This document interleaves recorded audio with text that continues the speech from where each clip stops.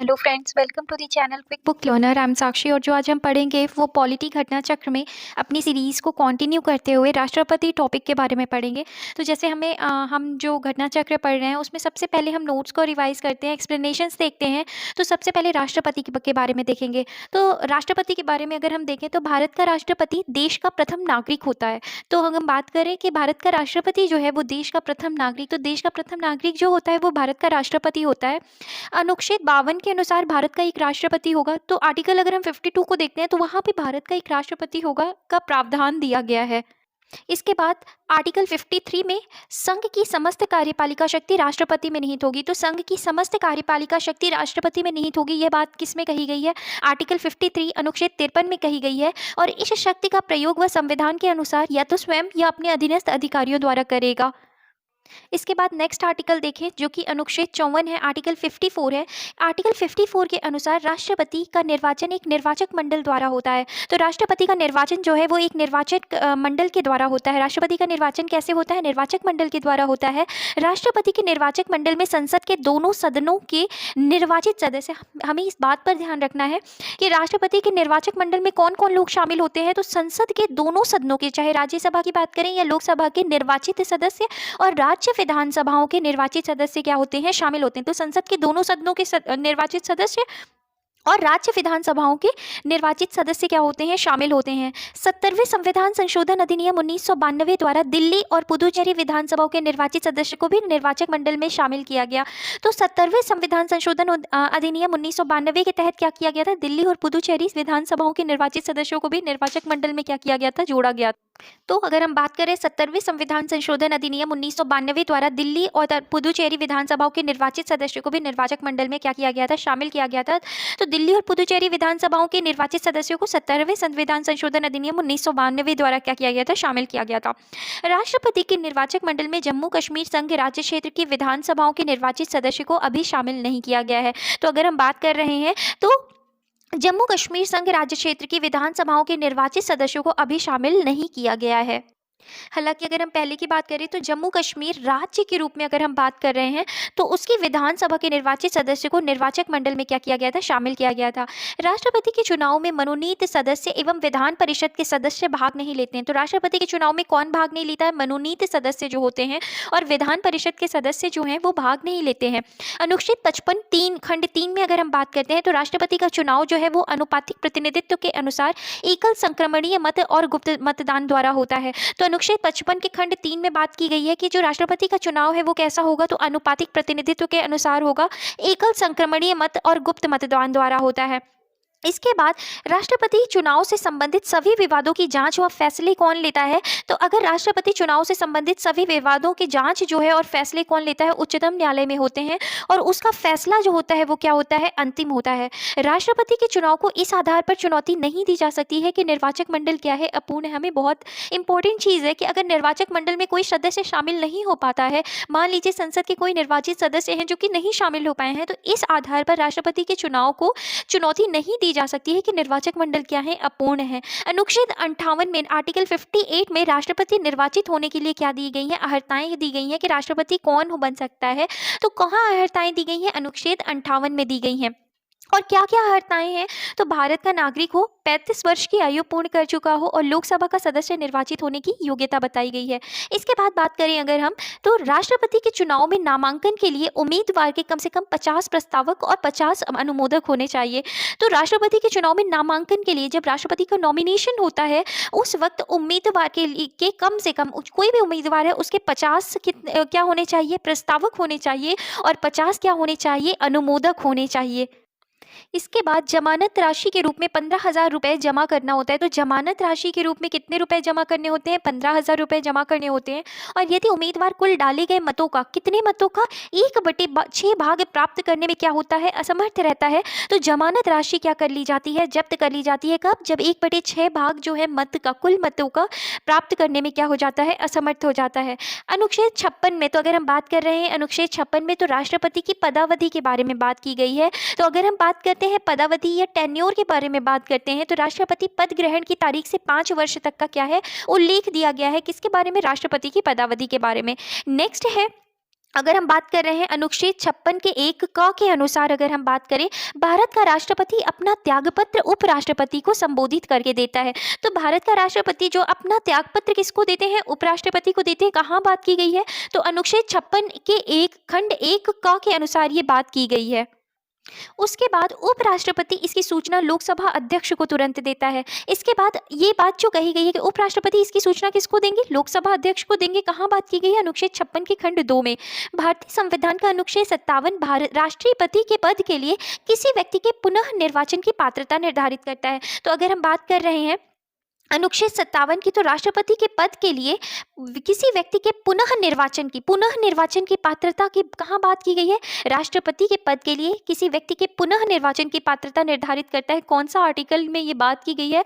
Article 57 में बात की गई है। 42वें संविधान संशोधन अधिनियम 1976 के तहत राष्ट्रपति के निर्वाचन में जनसंख्या से तात्पर्य वर्ष 1971 की जनगणना द्वारा निर्धारित जनसंख्या से। तो हमें याद रखना है ये बात कि 42वें संविधान संशोधन अधिनियम के द्वारा 1976 के द्वारा राष्ट्रपति के निर्वाचन में जनसंख्या की बात अगर की जाएगी तो वो कौन से सेंसस से ली जाएगी, कौन सी जनगणना से ली जाएगी? तो वर्ष 1971 की जनगणना द्वारा निर्धारित की गई है। और ये बात कहा गया है 84वें संविधान संशोधन अधिनियम 2001 के द्वारा कि इसे वर्ष 2026 के पश्चात की पहली जनगणना के सुसंगत आंकड़े प्रकाशित होने तक के लिए निर्धारित किया गया है।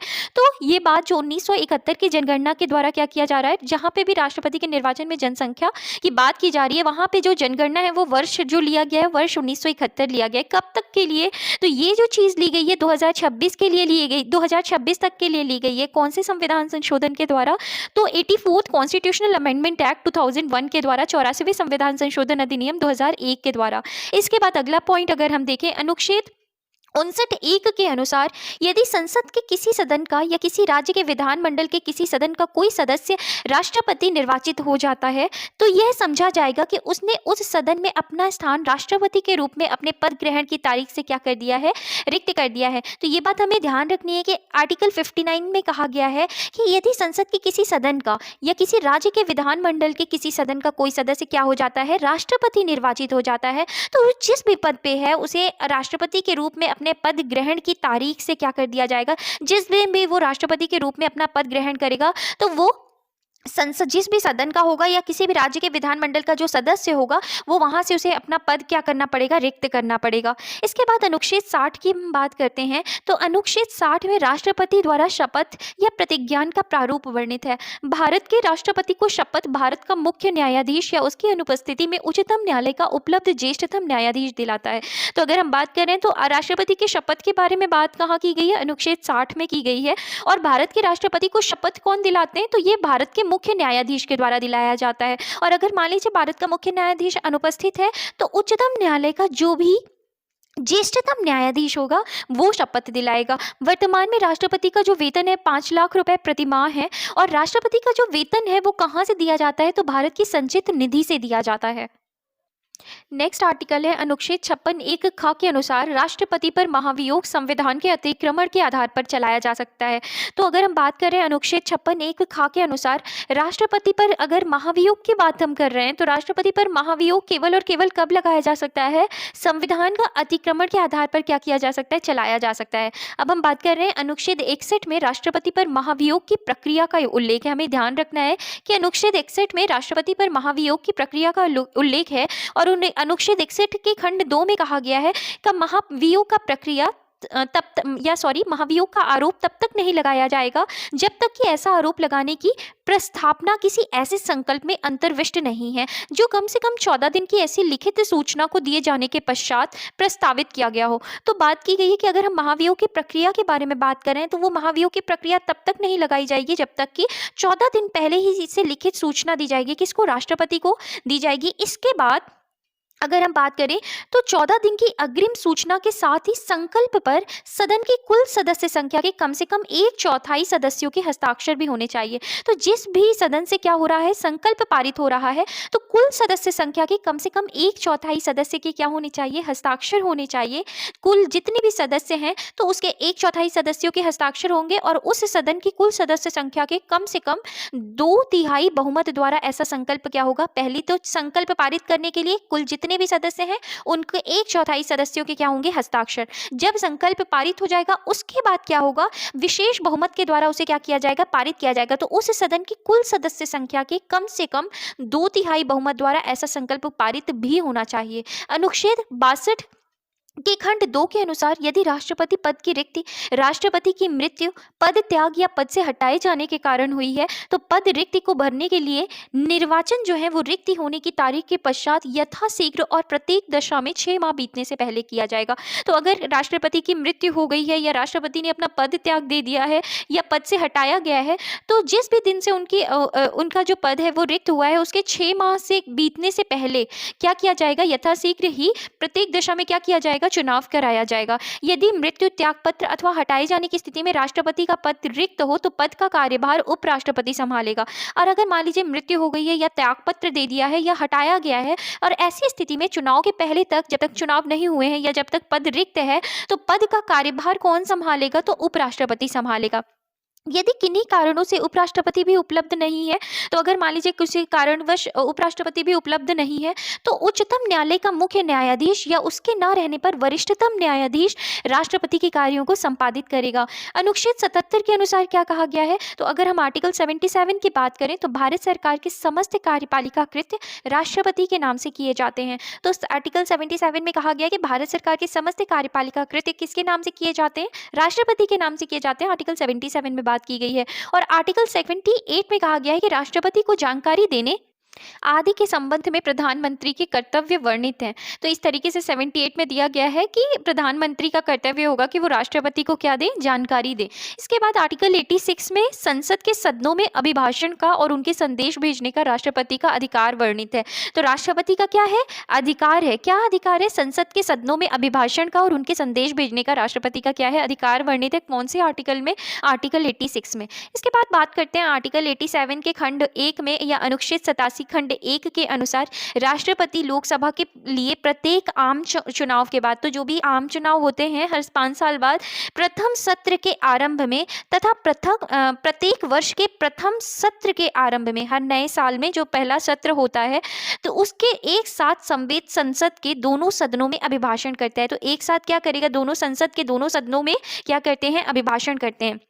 इसके बाद अनुच्छेद 108 में क्या कहा गया है, राष्ट्रपति कुछ दशाओं में संसद के दोनों सदनों का संयुक्त अधिवेशन बुला सकते हैं, ज्वाइंट सिटिंग बुला सकते हैं। कहाँ कहा गया है, अनुच्छेद 108 में। और अनुच्छेद 111 के तहत क्या बात की गई है, तो अनुच्छेद 111 के अंतर्गत प्रावधान है कि राष्ट्रपति संसद के दोनों सदनों द्वारा पारित विधेयक पर स्वीकृति प्रदान करेगा या अपनी स्वीकृति रोक लेगा अथवा विधेयक को पुनर्विचार के लिए सदन को लौटा सकता है। यदि विधेयक सदनों द्वारा संशोधन सहित या उसके बिना फिर से पारित कर दिया जाता है, अगर कोई भी चीज, अगर कोई भी विधेयक पुनर्विचार के लिए भेजा गया है तो अगर उस पर पुनर्विचार किया गया है या बिना पुनर्विचार किए दोबारा से राष्ट्रपति के पास भेजा जाता है तो इस बार जो राष्ट्रपति उस पर स्वीकृति नहीं रोक सकते, उन्हें क्या करना पड़ेगा, उस पर हस्ताक्षर करना ही करना पड़ेगा। इसके बाद अगर हम बात करें तो राष्ट्रपति धन विधेयक को पुनर्विचार हेतु नहीं लौटा सकता है।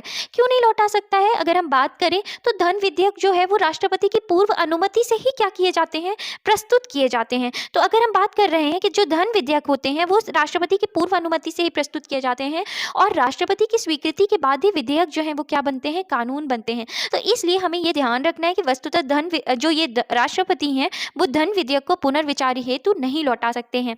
इसके बाद बात करते हैं अनुच्छेद 123 के तहत राष्ट्रपति को अध्यादेश जारी करने की शक्ति प्रदान की गई है। और नेक्स्ट आर्टिकल देखें, आर्टिकल 72 के तहत, अनुच्छेद 72 के तहत भारत के राष्ट्रपति को क्षमादान की शक्ति प्रदान की गई है। तो कौन से अनुच्छेद के तहत, अनुच्छेद 72 के तहत भारत के राष्ट्रपति को क्षमादान की शक्ति प्रदान की गई है। इसके बाद अगला अनुच्छेद देखें, अनुच्छेद 143 के तहत राष्ट्रपति को उच्चतम न्यायालय से परामर्श का अधिकार दिया गया है। तो राष्ट्रपति को उच्चतम न्यायालय से परामर्श का अधिकार दिया गया है, कौन से अनुच्छेद के तहत, अनुच्छेद 143 के तहत। इसके बाद अगला आर्टिकल देखें, अनुच्छेद 53(2) के तहत भारत का राष्ट्रपति 3 सेनाओं, थल सेना, वायुसेना और नौसेना का प्रधान सेनापति होता है।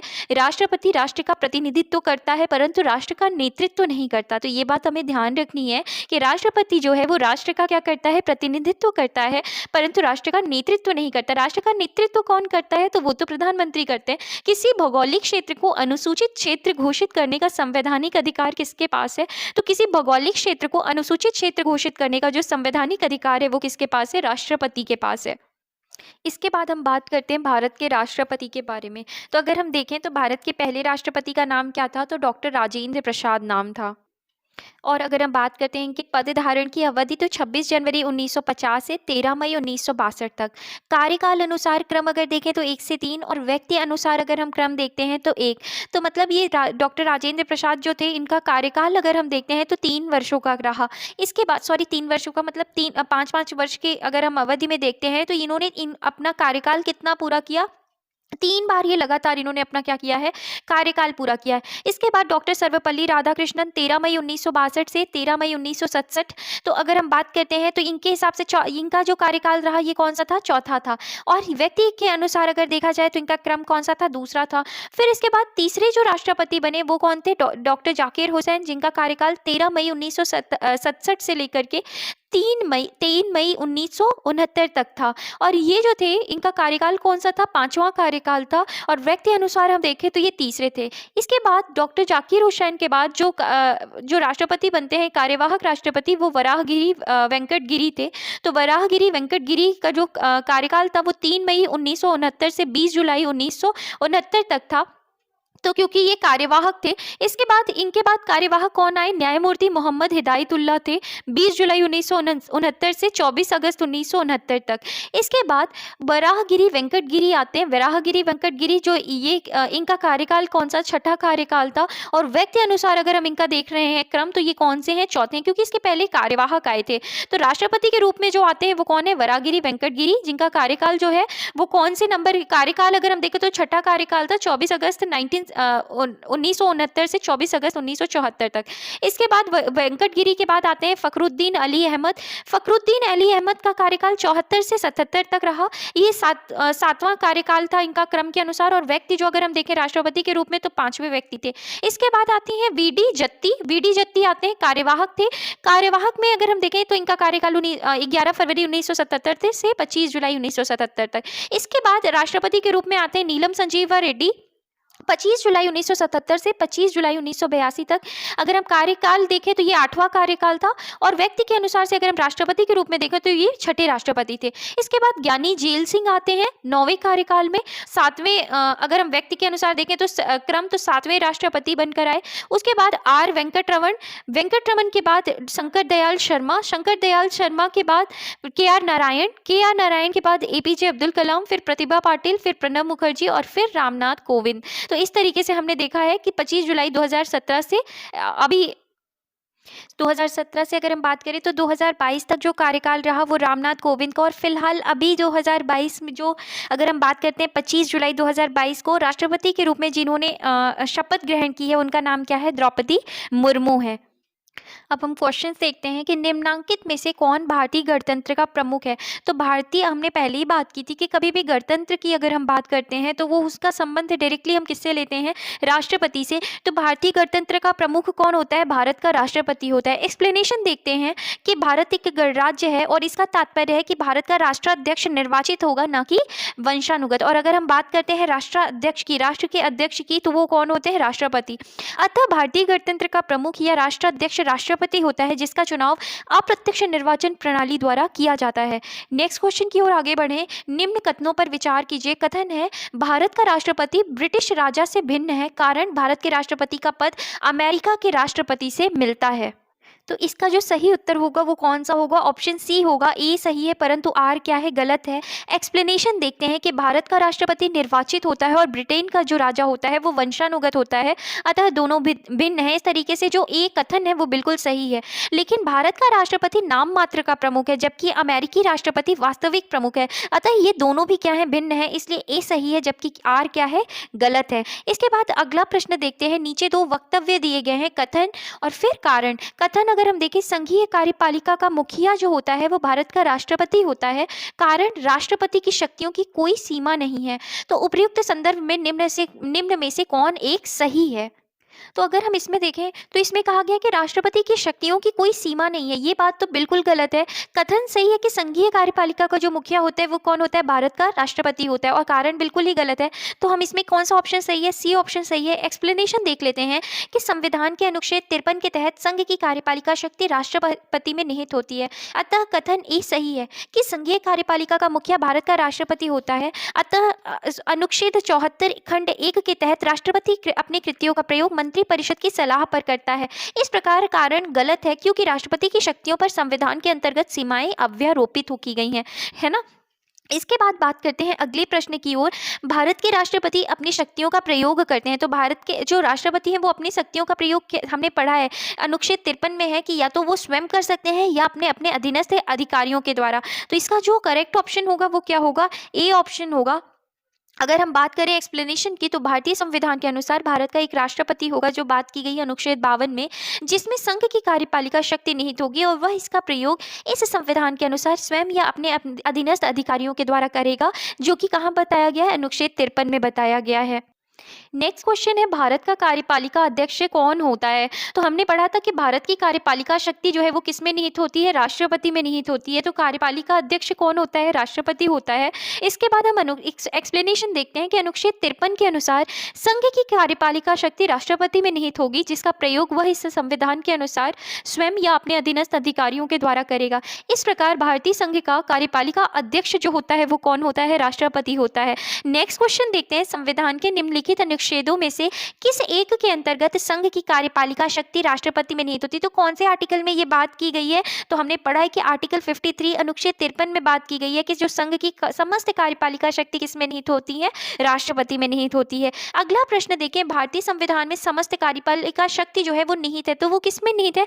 तो कार्यपालिका शक्ति किस में निहित है भारतीय संविधान में? तो ये राष्ट्रपति में निहित है। इसके बाद अगला प्रश्न देखते हैं, भारतीय संविधान में केंद्रीय सरकार की अधिशासी शक्तियों को किस में निहित किया गया है? तो केंद्रीय सरकार की अधिशासी शक्तियों को किस में निहित किया गया है? तो भारत के राष्ट्रपति में निहित किया गया है। नेक्स्ट क्वेश्चन देखते हैं, कथन और कारण से संबंधित है। तो नीचे दो वक्तव्य हैं। कथन है, संघ की कार्यपालिका शक्तियां भारत के राष्ट्रपति में निहित होती हैं, बिल्कुल सही है। कारण, कार्यपालिका शक्ति सरकार का व्यवसाय चलाने से संबंधित है। तो अगर इस ऑप्शन में हम देख रहे हैं तो कारण भी जो है वो अपने आप में बिल्कुल सही है कि कार्यपालिका शक्तियां जो होती हैं वो सरकार का व्यवसाय चलाने से संबंधित है। लेकिन क्या ये कथन जो है वो कथन का कारण जो है वो कथन का स्पष्टीकरण कर रहा है? तो नहीं। तो इसका जो ऑप्शन है वो क्या है? बी ऑप्शन होगा कि ए और आर दोनों सत्य हैं, किंतु आर सही स्पष्टीकरण नहीं है ए का। इसका एक्सप्लेनेशन देखें, प्रश्नगत कथन एवं कारण दोनों सत्य हैं, परंतु कारण कथन का उचित स्पष्टीकरण नहीं है, अतः अविष्ट उत्तर विकल्प बी होगा। तो हमने देखा कि सेम ही चीज कही गई है कि जो विकल्प बी है वो क्या है? सही है। इसके बाद अगला प्रश्न है, कथन में दिया गया है कि रक्षा बलों का सर्वोच्च कमांड राष्ट्रपति में निहित होता है। हमने अभी पढ़ा था कि रक्षा बलों का जो सर्वोच्च कमांडर होता है वो कौन होता है? राष्ट्रपति। कारण, प्रधान सेनापति की हैसियत से राष्ट्रपति की शक्तियां विधायी नियंत्रण से स्वतंत्र हैं। तो ये जो कारण दिया गया है कि विधायी शक्तियों से क्या है? विधायी नियंत्रण से क्या है? स्वतंत्र हैं, ये क्या है? गलत है। कि राष्ट्रपति की जो शक्तियां हैं वो विधायी नियंत्रण से स्वतंत्र हैं, ये ऑप्शन जो है, ये कारण जो है क्या है? गलत है। तो इसका अगर हम ए तो सही है अपने आप में, परंतु आर जो है वो क्या है? गलत है। तो इसका सही उत्तर क्या होगा? सी जो है इसका सही उत्तर है। एक्सप्लेनेशन अगर हम देखें तो एक्सप्लेनेशन में देखें तो संविधान के अनुच्छेद 53 के अधीन संघ के रक्षा बलों का सर्वोच्च समादेश या सुप्रीम कमांडर राष्ट्रपति में निहित है, परंतु उसका प्रयोग विधि द्वारा विनियमित होने की बात कही गई है। तो उसका प्रयोग विधि द्वारा विनियमित होने की बात कही गई है। इस प्रकार प्रश्नगत कथन तो सही है, परंतु कारण गलत है, अतः अविष्ट उत्तर विकल्प सी होगा।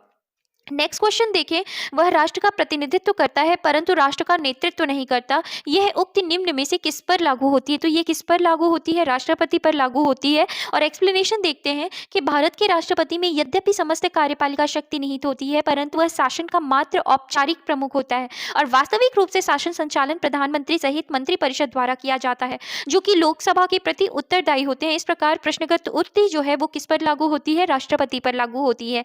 नेक्स्ट क्वेश्चन है, भारत में राष्ट्रपति का निर्वाचन किस प्रकार से होता है? तो जो निर्वाचन है वो किसके द्वारा कैसा होता है? तो वो होता है अप्रत्यक्ष मतदान के द्वारा होता है। एक्सप्लेनेशन देखें, एक्सप्लेनेशन में दिया है, संविधान के अनुच्छेद 55 खंड 3 के तहत भारत में राष्ट्रपति का निर्वाचन अनुपातिक प्रतिनिधित्व पद्धति के अनुसार एकल संक्रमणीय मत प्रणाली द्वारा होता है और ऐसे निर्वाचन में मतदान गुप्त होता है। अनुच्छेद 54 के अनुसार राष्ट्रपति के चुनाव के निर्वाचक मंडल में संसद के दोनों सदनों के निर्वाचित सदस्य और राज्य विधानसभाओं के निर्वाचित सदस्य तथा दिल्ली और पुडुचेरी विधानसभाओं के निर्वाचित सदस्य शामिल होते हैं, अर्थात जनता राष्ट्रपति के निर्वाचन में प्रत्यक्षतः भाग नहीं लेती। इस प्रकार जो राष्ट्रपति का निर्वाचन है वो कैसा होता है? अप्रत्यक्ष निर्वाचन है। नेक्स्ट क्वेश्चन देखते हैं, कथन और कारण से संबंधित है। भारत का राष्ट्रपति अप्रत्यक्ष निर्वाचन से चुना जाता है, बिल्कुल सही है। कारण की बात देखें, एक निर्वाचक मंडल की व्यवस्था है जो संसद के दोनों सदनों और राज्य की विधानसभाओं के निर्वाचित सदस्यों को मिलाकर बनता है। तो कथन और कारण क्या है? बिल्कुल सही है और सही स्पष्टीकरण है। तो अगर हम इसका देखें तो ये कौन सा ऑप्शन होगा? सी ऑप्शन क्या है? बिल्कुल सही है। इसके बाद इसका अगर हमने एक्सप्लेनेशन देखा है ऑलरेडी। नेक्स्ट क्वेश्चन है, भारत में राष्ट्रपति का चुनाव किया जाता है तो एक प्रत्यक्ष निर्वाचन द्वारा, एकल हस्तांतरणीय मत प्रणाली द्वारा, अनुपातिक मत प्रणाली द्वारा, खुली बैलेट प्रणाली द्वारा। तो इसका जो आंसर है वो क्या होगा? दोनों ही सही है। एकल संक्रमणीय मत प्रणाली द्वारा और अनुपातिक मत प्रणाली के द्वारा क्या किया जाता है? राष्ट्रपति का चुनाव किया जाता है। नेक्स्ट क्वेश्चन है, राष्ट्रपति के निर्वाचक मंडल के सदस्य कौन कौन होते हैं? तो अभी हमने पढ़ा है संसद के दोनों सदनों के निर्वाचित सदस्य, बिल्कुल सही है। राज्य विधान मंडलों के दोनों सदनों के निर्वाचित सदस्य, जी नहीं, दोनों सदनों के नहीं। हमने पढ़ा था कि मनोनीत सदस्य और जो राज्य विधान परिषद जो होते हैं उनके सदस्य भाग नहीं लेते राष्ट्रपति के चुनाव में। तो यहाँ पे ये जो सेकंड ऑप्शन है वो क्या हो गया है? गलत हो गया। सभी राज्य की विधानसभाओं के निर्वाचित सदस्य, तो ये सही है, सभी राज्यों की विधानसभाओं के निर्वाचित सदस्य और दिल्ली पुदुचेरी विधानसभाओं के निर्वाचित सदस्य, तो ये भी सही है। तो अगर हम बात करें तो 1, 3 एंड 4 ऑप्शन आर करेक्ट। तो जो उत्तर है वो कौन सा ऑप्शन होगा? डी सही है। एक्सप्लेनेशन देखिए, संविधान का अनुच्छेद 54 राष्ट्रपति के निर्वाचक मंडल के सदस्यों का प्रावधान करता है। कौन? अनुच्छेद 54 राष्ट्रपति के निर्वाचक मंडल की जो बात की गई है आर्टिकल 54 में, संसद के दोनों सदनों के निर्वाचित सदस्य, राज्यों के विधानसभाओं के निर्वाचित सदस्य, दिल्ली और पुदुचेरी विधानसभाओं के निर्वाचित सदस्य और राज्यों के विधान परिषदों के सदस्य और इस निर्वाचक मंडल में जो है शामिल नहीं होते हैं। इसके बाद अगला प्रश्न देखते हैं, भारतीय एक नोट दिया गया है, ये भी पढ़ लेते हैं कि राष्ट्रपति के निर्वाचक मंडल में जम्मू कश्मीर संघ राज्य क्षेत्र की विधानसभा के निर्वाचित सदस्यों को अभी शामिल नहीं किया गया है। इसके बाद अगला प्रश्न देखते हैं, भारतीय संविधान के 70वें संशोधन द्वारा भारत के राष्ट्रपति के चुनाव में जिन दो केंद्र शासित प्रदेशों को भाग लेने का अधिकार दिया गया है वो कौन कौन से हैं? तो हमें पता है दिल्ली तथा पुदुचेरी को दिया गया था ये अधिकार। इसके बाद नेक्स्ट क्वेश्चन है, भारत के राष्ट्रपति के चुनाव मंडल में कौन कौन सम्मिलित होते हैं? तो भारत के राष्ट्रपति के चुनाव मंडल में कौन सम्मिलित होते हैं? राज्यसभा के सभी निर्वाचित सदस्य, बिल्कुल सही है। लोकसभा के सभी निर्वाचित सदस्य, बिल्कुल सही है। राज्य विधानसभाओं के सभी सदस्य, तो यहाँ पे गलत है, राज्य विधानसभाओं के सभी निर्वाचित सदस्य। इसके बाद संसद के दोनों सदनों के सभी निर्वाचित सदस्य एवं राज्य विधानसभाओं के सभी निर्वाचित। तो अगर हम बात करें तो यहाँ पे डी ऑप्शन क्या है? बिल्कुल सही जा रहा है। इसके बाद बात करते हैं, भारत में राष्ट्रपति के चुनाव के लिए चुनाव मंडल के सदस्य होते हैं। अभी हमने देखा है लोकसभा के चुने हुए सदस्य, राज्यसभा के चुने हुए सदस्य, राज्य विधानसभाओं के चुने हुए सदस्य, राज्य विधान परिषद के। हमें पता है कि विधान परिषद के सदस्य जो होते हैं वो नहीं होते, बाकी ये तीनों ऑप्शन अपने आप में क्या है? सही है। तो सी ऑप्शन जो है वो क्या है?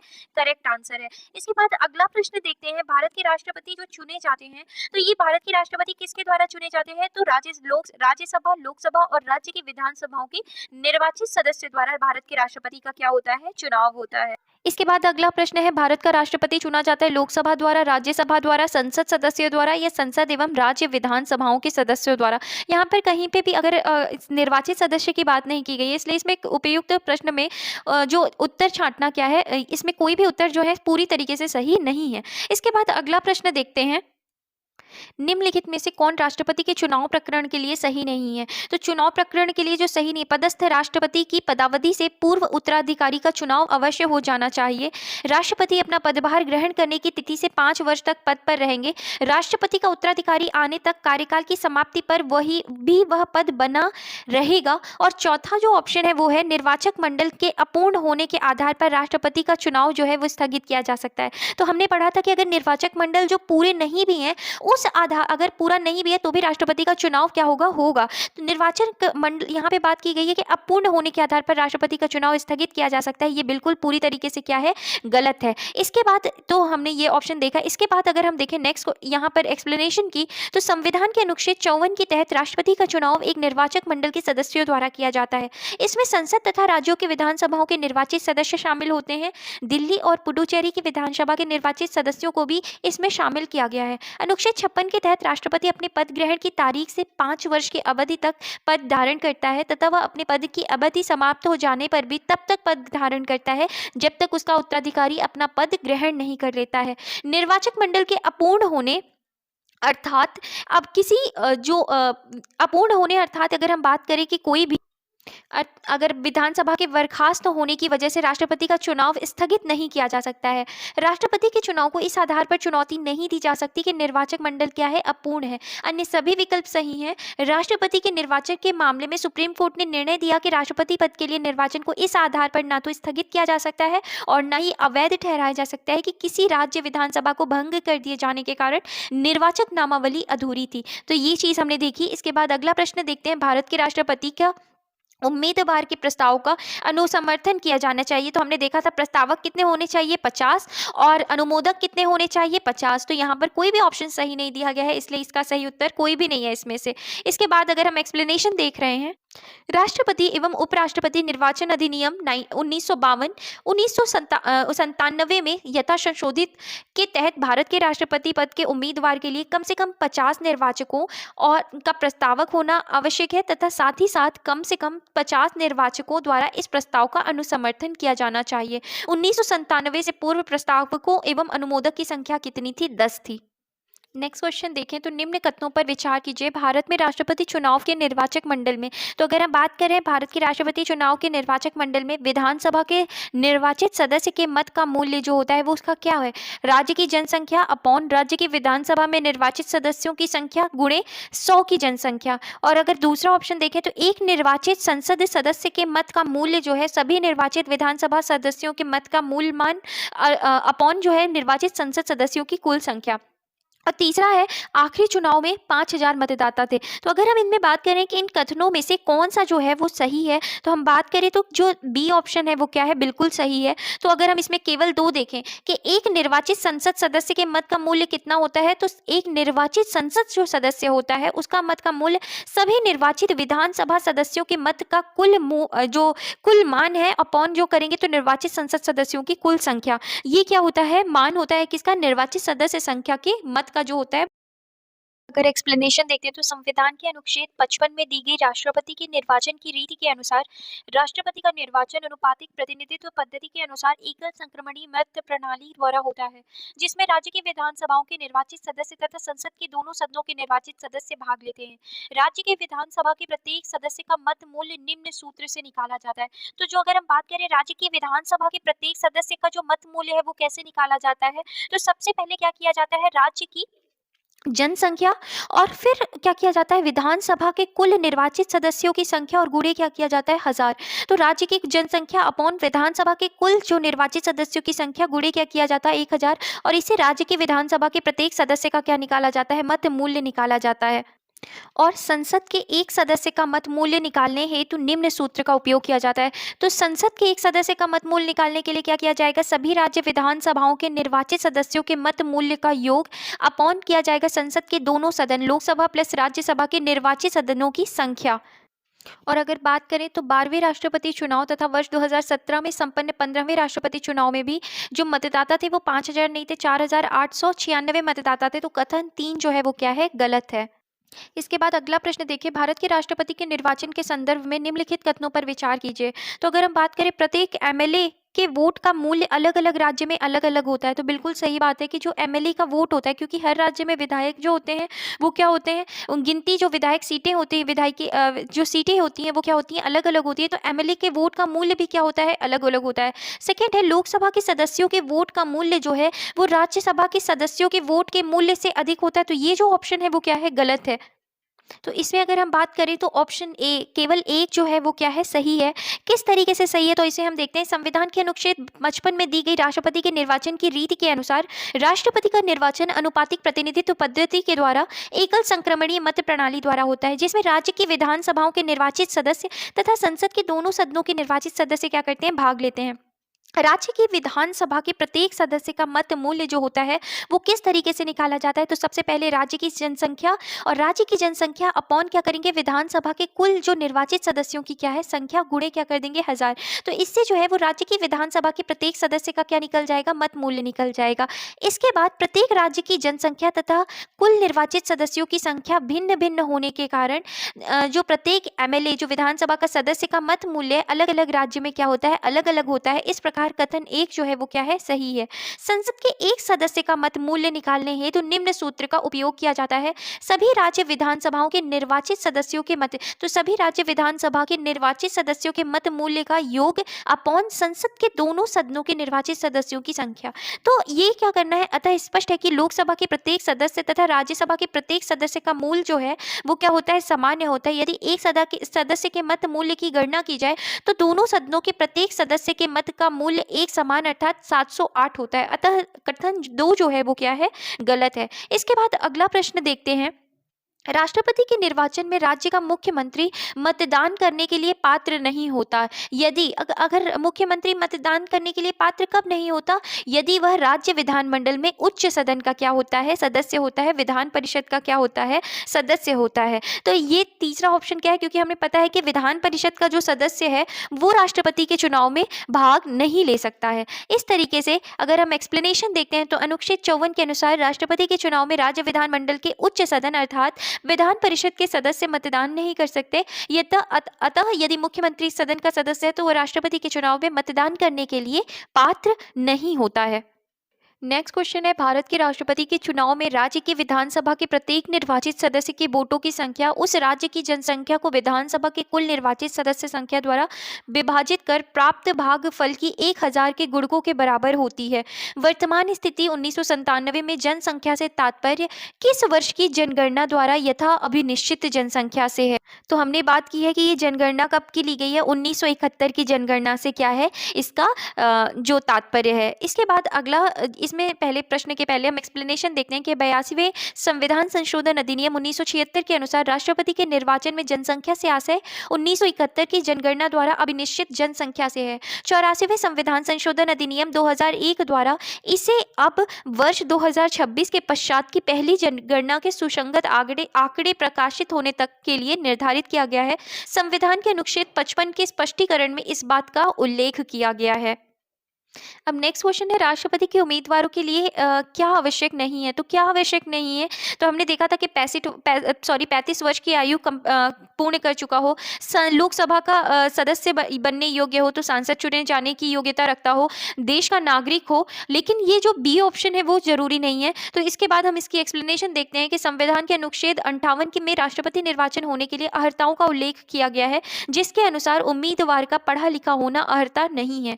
नेक्स्ट क्वेश्चन है, भारतीय राष्ट्रपति के विषय में निम्नलिखित कथनों पर विचार कीजिए। उसे भारत का जन्मा नागरिक होना चाहिए, उसे 35 वर्ष की उम्र पूरी कर लेनी चाहिए, उसे संसद का सदस्य निर्वाचित होने की योग्यता रखनी चाहिए। तो अगर हम इसमें बात करें कि इनमें सही कौन है, तो उसे 35 वर्ष की आयु पूरी कर लेनी चाहिए और संसद का सदस्य निर्वाचित होने की क्या होनी चाहिए, उसे योग्यता होनी चाहिए। संसद में भी कौन सा, लोकसभा। तो अगर हम बात करें तो यहाँ पे संसद दिया हुआ है, लोकसभा का विवरण नहीं है, इसलिए ये थर्ड ऑप्शन क्या होगा, गलत होगा। इसमें केवल 2 जो बी ऑप्शन है वो क्या है, सही है। इसके बाद अगर हम एक्सप्लेनेशन देखें तो राष्ट्रपति पद के लिए निर्वाचित होने के लिए अनुच्छेद 58 के अनुसार निम्नलिखित योग्यताएं होनी चाहिए। क्या क्या, भारत का नागरिक होना चाहिए, 35 वर्ष की आयु पूरी कर चुका हो, लोकसभा का सदस्य निर्वाचित होने की योग्यता रखता हो। अतः स्पष्ट है कि राष्ट्रपति पद हेतु भारत का नागरिक होना आवश्यक है, न कि भारत का जन्मा नागरिक। इस प्रकार उसे संसद का सदस्य नहीं बल्कि लोकसभा का सदस्य निर्वाचित होने की क्या होनी चाहिए, योग्यता रखनी चाहिए। नेक्स्ट क्वेश्चन है, एक सांसद अथवा विधानसभा का सदस्य राष्ट्रपति निर्वाचित हो सकता है, परंतु तो एक सांसद या विधानसभा का जो सदस्य है वो राष्ट्रपति निर्वाचित हो सकता है, लेकिन उसके लिए क्या है, चुनाव लड़ने से पूर्व उसे अपनी सदस्यता से त्यागपत्र देना पड़ेगा। अपने निर्वाचन से 6 माह के अंदर अपनी सदस्यता छोड़नी होगी। निर्वाचित होने के तुरंत उपरांत अपनी सदस्यता, तो जैसे ही वो निर्वाचित हो जाता है तो निर्वाचित होने के तुरंत उपरांत अपनी सदस्यता क्या करनी पड़ेगी, छोड़नी पड़ेगी। इसके बाद हम बात बात करते हैं इसमें एक्सप्लेनेशन की, तो संविधान के अनुच्छेद 59 के अनुसार यदि संसद के किसी सदन का या किसी राज्य के विधानमंडल के किसी सदन का कोई सदस्य राष्ट्रपति निर्वाचित हो जाता है तो यह समझा जाएगा कि उसने उस सदन में अपना स्थान राष्ट्रपति के रूप में अपने पद ग्रहण की तारीख से रिक्त कर दिया है। तो जिस दिन भी वो राष्ट्रपति के रूप में अपने पद ग्रहण करेंगे उसी दिन उनकी जो भी वो, चाहे वो विधानसभा के सदस्य हो या तो विधानमंडल के सदस्य हो या वो किसी सदन के सदस्य हो, संसद के सदस्य हो, तो उनकी जो सदस्यता है उसको क्या कर दिया जाएगा, सदस्यता से रिक्त कर दिया जाएगा। दिए गए विकल्पों में निकटतम विकल्प जो है सी वो सही उत्तर है, अतः यह अभीष्ट उत्तर है। इसके बाद अगला प्रश्न, भारतीय संविधान का कौन सा अनुच्छेद राष्ट्रपति के पद के लिए पुनः निर्वाचन की योग्यता निर्धारित करता है, तो कौन सा है, अनुच्छेद 57 है। इसके बाद इसमें अगर हम एक्सप्लेनेशन देखें तो भारतीय संविधान का अनुच्छेद 57 राष्ट्रपति के पद के लिए पुनः निर्वाचन के लिए पात्रता निर्धारित करता है। इस अनुच्छेद के अनुसार कोई व्यक्ति जो राष्ट्रपति के रूप में पद धारण करता है या कर चुका है इस संविधान के अन्य उपबंधों के अधीन रहते हुए उस पद के लिए पुनः निर्वाचन का पात्र होगा। अगला क्वेश्चन है, अगर भारत के राष्ट्रपति के चुनाव में कोई विवाद है तो उस विवाद को सौंपा जा सकता है। तो अगर राष्ट्रपति के चुनाव से संबंधित कोई विवाद है तो वो किसको सौंपा जाएगा, तो भारत के सर्वोच्च न्यायालय को सौंपा जाएगा। एक्सप्लेनेशन देखें, अगर भारत के राष्ट्रपति के चुनाव में कोई विवाद है तो उस विवाद को अनुच्छेद 71(1) के अनुसार भारत के सर्वोच्च न्यायालय को सौंपा जाएगा और सर्वोच्च न्यायालय द्वारा किया गया विनिश्चय क्या होगा, अंतिम होगा। नेक्स्ट क्वेश्चन है, राष्ट्रपति 5 वर्ष तक अपने पद पर रहता है, तो कब से रहता है, तो अपने पद ग्रहण के दिन से वो 5 वर्ष तक अपने पद पर रहता है। इसका देखते हैं एक्सप्लेनेशन, अनुच्छेद 56 के अनुसार राष्ट्रपति अपने पद ग्रहण के दिन से 5 वर्ष की अवधि तक अपने पद पर रहता है। इसके बाद अगला प्रश्न है, भारत के राष्ट्रपति अपना त्यागपत्र किसको संबोधित करके देते हैं, तो हमने पढ़ा था कि भारत के राष्ट्रपति अपना त्यागपत्र उपराष्ट्रपति को देते हैं। एक्सप्लेनेशन देखते हैं कि अनुच्छेद 56(1) क के अनुसार भारत का राष्ट्रपति अपना त्यागपत्र उपराष्ट्रपति को संबोधित करके देता है और उपराष्ट्रपति इसकी सूचना लोकसभा अध्यक्ष को तुरंत देते हैं। कौन से अनुच्छेद के तहत, तो अनुच्छेद 56 के खंड 2 के तहत। इसके बाद अगला प्रश्न है, सेम रिपीटेड क्वेश्चन कि भारत का राष्ट्रपति अपना त्यागपत्र किसको सौंपता है, तो किसे सौंपता है, भारत के उपराष्ट्रपति को सौंपता है। नेक्स्ट क्वेश्चन, भारत के राष्ट्रपति को उसके पद से हटाया जा सकता है, तो उसके पद से किसके द्वारा हटाया जा सकता है, तो किसके द्वारा, अगर हम देखें तो भारत के राष्ट्रपति को उसके पद से हटाया जा सकता है, तो इसका करेक्ट आंसर होगा संसद द्वारा। एक्सप्लेनेशन देखें, अनुच्छेद 56 के खंड 1 के उपखंड ख के अनुसार संविधान का अतिक्रमण करने पर राष्ट्रपति को अनुच्छेद 61 में उपबंधित अनुच्छेद 61 राष्ट्रपति पर महाभियोग चलाने की प्रक्रिया रीति से संसद द्वारा चलाए गए महाभियोग के माध्यम से पद से हटाया जा सकता है। नेक्स्ट क्वेश्चन है, भारतीय संविधान के किस अनुच्छेद के तहत राष्ट्रपति पर महाभियोग चलाया जा सकता है, तो कौन सी अनुच्छेद के तहत महाभियोग चलाया जा सकता है, अनुच्छेद 61 के द्वारा। इसके बाद अगला प्रश्न है, भारत के राष्ट्रपति को महाभियोग द्वारा हटाने की प्रक्रिया, तो महाभियोग द्वारा हटाने की प्रक्रिया कौन से आर्टिकल में है, अनुच्छेद 61 में है। नेक्स्ट क्वेश्चन है, भारत के राष्ट्रपति को कार्य अवधि की समाप्ति से पूर्व भी पद से हटाया जा सकता है, तो किसके द्वारा हटाया जा सकता है, महाभियोग के द्वारा उनको क्या किया जा सकता है, कार्य अवधि की समाप्ति के पूर्व भी पद से हटाया जा सकता है। नेक्स्ट क्वेश्चन है, राष्ट्रपति पर महाभियोग का आरोप संसद के किस सदन द्वारा लगाया जा सकता है, तो जो महाभियोग का जो संसद के किस सदन द्वारा जो महाभियोग का आरोप है वो संसद के किसी भी सदन द्वारा क्या किया जा सकता है, लगाया जा सकता है। अगर हमें इसका एक्सप्लेनेशन देखते हैं तो राष्ट्रपति पर महाभियोग चलाने की प्रक्रिया का वर्णन अनुच्छेद 61 में किया गया है। अनुच्छेद 61 के खंड 1 के अनुसार राष्ट्रपति पर महाभियोग का आरोप संसद का कोई सदन लगा सकता है और अनुच्छेद 61 के खंड 3 के अनुसार दूसरा सदन उस आरोप का अन्वेषण करेगा या कराएगा और ऐसे अन्वेषण में राष्ट्रपति को स्वयं उपस्थित होने का तथा अपना प्रतिनिधित्व कराने का क्या होगा, अधिकार होगा। अगला प्रश्न देखते हैं, भारतीय संविधान के निम्नलिखित अनुच्छेदों में से कौन सा भारतीय राष्ट्रपति पर महाभियोग से संबंधित है, हमने कई बार पढ़ा है अनुच्छेद 61। इसके बाद नेक्स्ट क्वेश्चन देखते हैं, निम्न में से भारत के राष्ट्रपति पर महाभियोग लगाने का अधिकार किसे है, तो संसद के दोनों सदनों को जो है ये महाभियोग लगाने का क्या है, अधिकार है। इसके बाद अगला प्रश्न है, संविधान के उल्लंघन के आधार पर राष्ट्रपति के विरुद्ध किसके द्वारा महाभियोग लगाया जा सकता है, तो महाभियोग किसके द्वारा लगाया जा सकता है, संसद के दोनों सदनों द्वारा लगाया जा सकता है। नेक्स्ट क्वेश्चन देखते हैं, भारत के राष्ट्रपति पर महाभियोग चलाने के लिए कम से कम कितने दिन पूर्व की सूचना आवश्यक है, तो हमने पढ़ा था कि 14 दिन पूर्व उनको क्या देना चाहिए, लिखित सूचना देना आवश्यक है। एक्सप्लेनेशन एक्सप्लेनेशन देखते हैं कि के राष्ट्रपति पर महाभियोग संविधान के अतिक्रमण के आधार पर चलाया जा सकता है जब संसद का कोई सदन इस प्रकार का आरोप लगाए। संविधान के अनुच्छेद 61 के खंड 2 के अनुसार ऐसा कोई आरोप तब तक नहीं लगाया जाएगा जब तक कि ऐसा आरोप लगाने की प्रस्तावना किसी ऐसे संकल्प में अंतर्विष्ट नहीं है जो कम से कम 14 दिन की ऐसी लिखित सूचना के दिए जाने के पश्चात प्रस्तावित किया गया है। इस प्रकार 14 दिन की अग्रिम सूचना के साथ ही संकल्प पर सदन की कुल सदस्य संख्या के कम से कम 1/4 सदस्यों के हस्ताक्षर भी होने चाहिए और उस सदन की कुल सदस्य संख्या के कम से कम 2/3 बहुमत द्वारा ऐसा संकल्प क्या होना चाहिए, पारित होना चाहिए। तो इस तरीके से हमने देखा।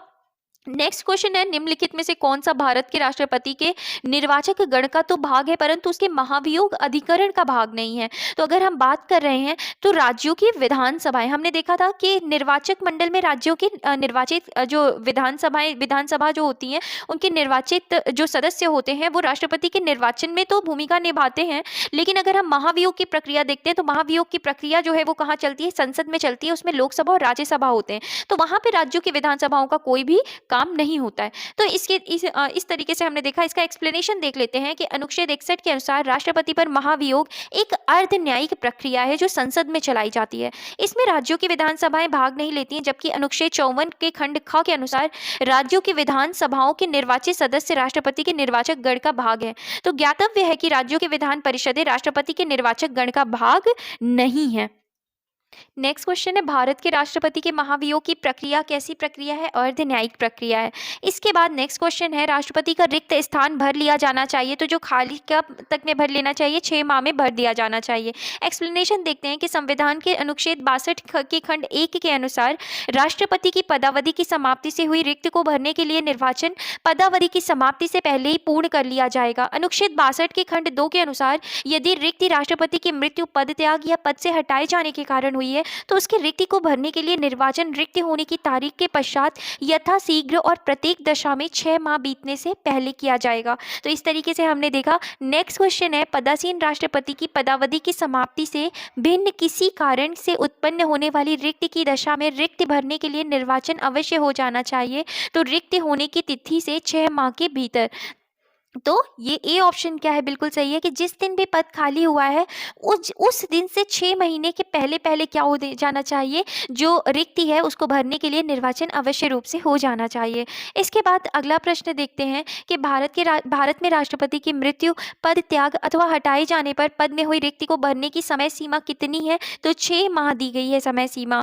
नेक्स्ट क्वेश्चन है, जब राष्ट्रपति मृत्यु, त्याग पत्र, पदच्युत या अन्य कारणों से अपने कर्तव्यों को नहीं निभा सकता है तो राष्ट्रपति कितने समय तक राष्ट्रपति के रूप में कार्य करता है, तो 6 माह के अंदर अंदर क्या कराना है, इलेक्शन कराना अनिवार्य है। तो ज़्यादा से ज़्यादा कितने टाइम तक के लिए उपराष्ट्रपति जो है वो राष्ट्रपति के पद पर बैठकर काम कर सकता है, तो 6 महीने के लिए।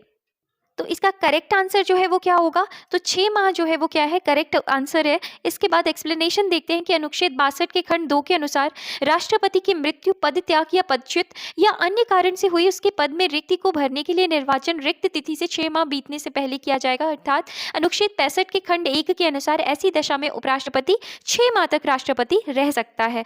नेक्स्ट क्वेश्चन है, यदि मृत्यु, त्यागपत्र अथवा हटाए जाने की स्थिति में भारत के राष्ट्रपति का पद रिक्त हो जाए तो उस पद का कार्यभार कौन संभालेगा। हमने पढ़ा था कि उस पद का जो कार्यभार है वो कौन संभालेंगे, उपराष्ट्रपति संभालेंगे। एक्सप्लेनेशन देख लेते हैं। अनुच्छेद 65 के अनुसार यदि मृत्यु, त्यागपत्र अथवा हटाए जाने की स्थिति में राष्ट्रपति का पद रिक्त हो तो पद का कार्यभार उपराष्ट्रपति संभालेगा, तथा यदि किन्हीं कारणों से उपराष्ट्रपति भी उपलब्ध नहीं है, तो अगर उपराष्ट्रपति भी नहीं उपलब्ध है तो उच्चतम न्यायालय का मुख्य न्यायाधीश, और अगर मान लीजिए वो भी नहीं है तो उनके ना रहने पर उच्चतम न्यायालय का, उसी न्यायालय का मतलब उच्चतम न्यायालय का वरिष्ठतम न्यायाधीश जो उस समय उपलब्ध है राष्ट्रपति की कृतियों को संपादित करेगा। और ये कौन से अधिनियम के तहत है, तो राष्ट्रपति उत्तराधिकार अधिनियम 1969 के तहत है, presidents discharge of function bill 1969 के तहत। इसके बाद बात करते हैं अगला क्वेश्चन, यदि भारत के राष्ट्रपति का पद रिक्त हो जाए और कोई उपराष्ट्रपति भी ना हो तब निम्न में से कौन कार्यवाहक राष्ट्रपति बनेगा। तो हमने पढ़ा था सर्वोच्च न्यायालय का मुख्य न्यायाधीश जो है वो क्या बनेगा,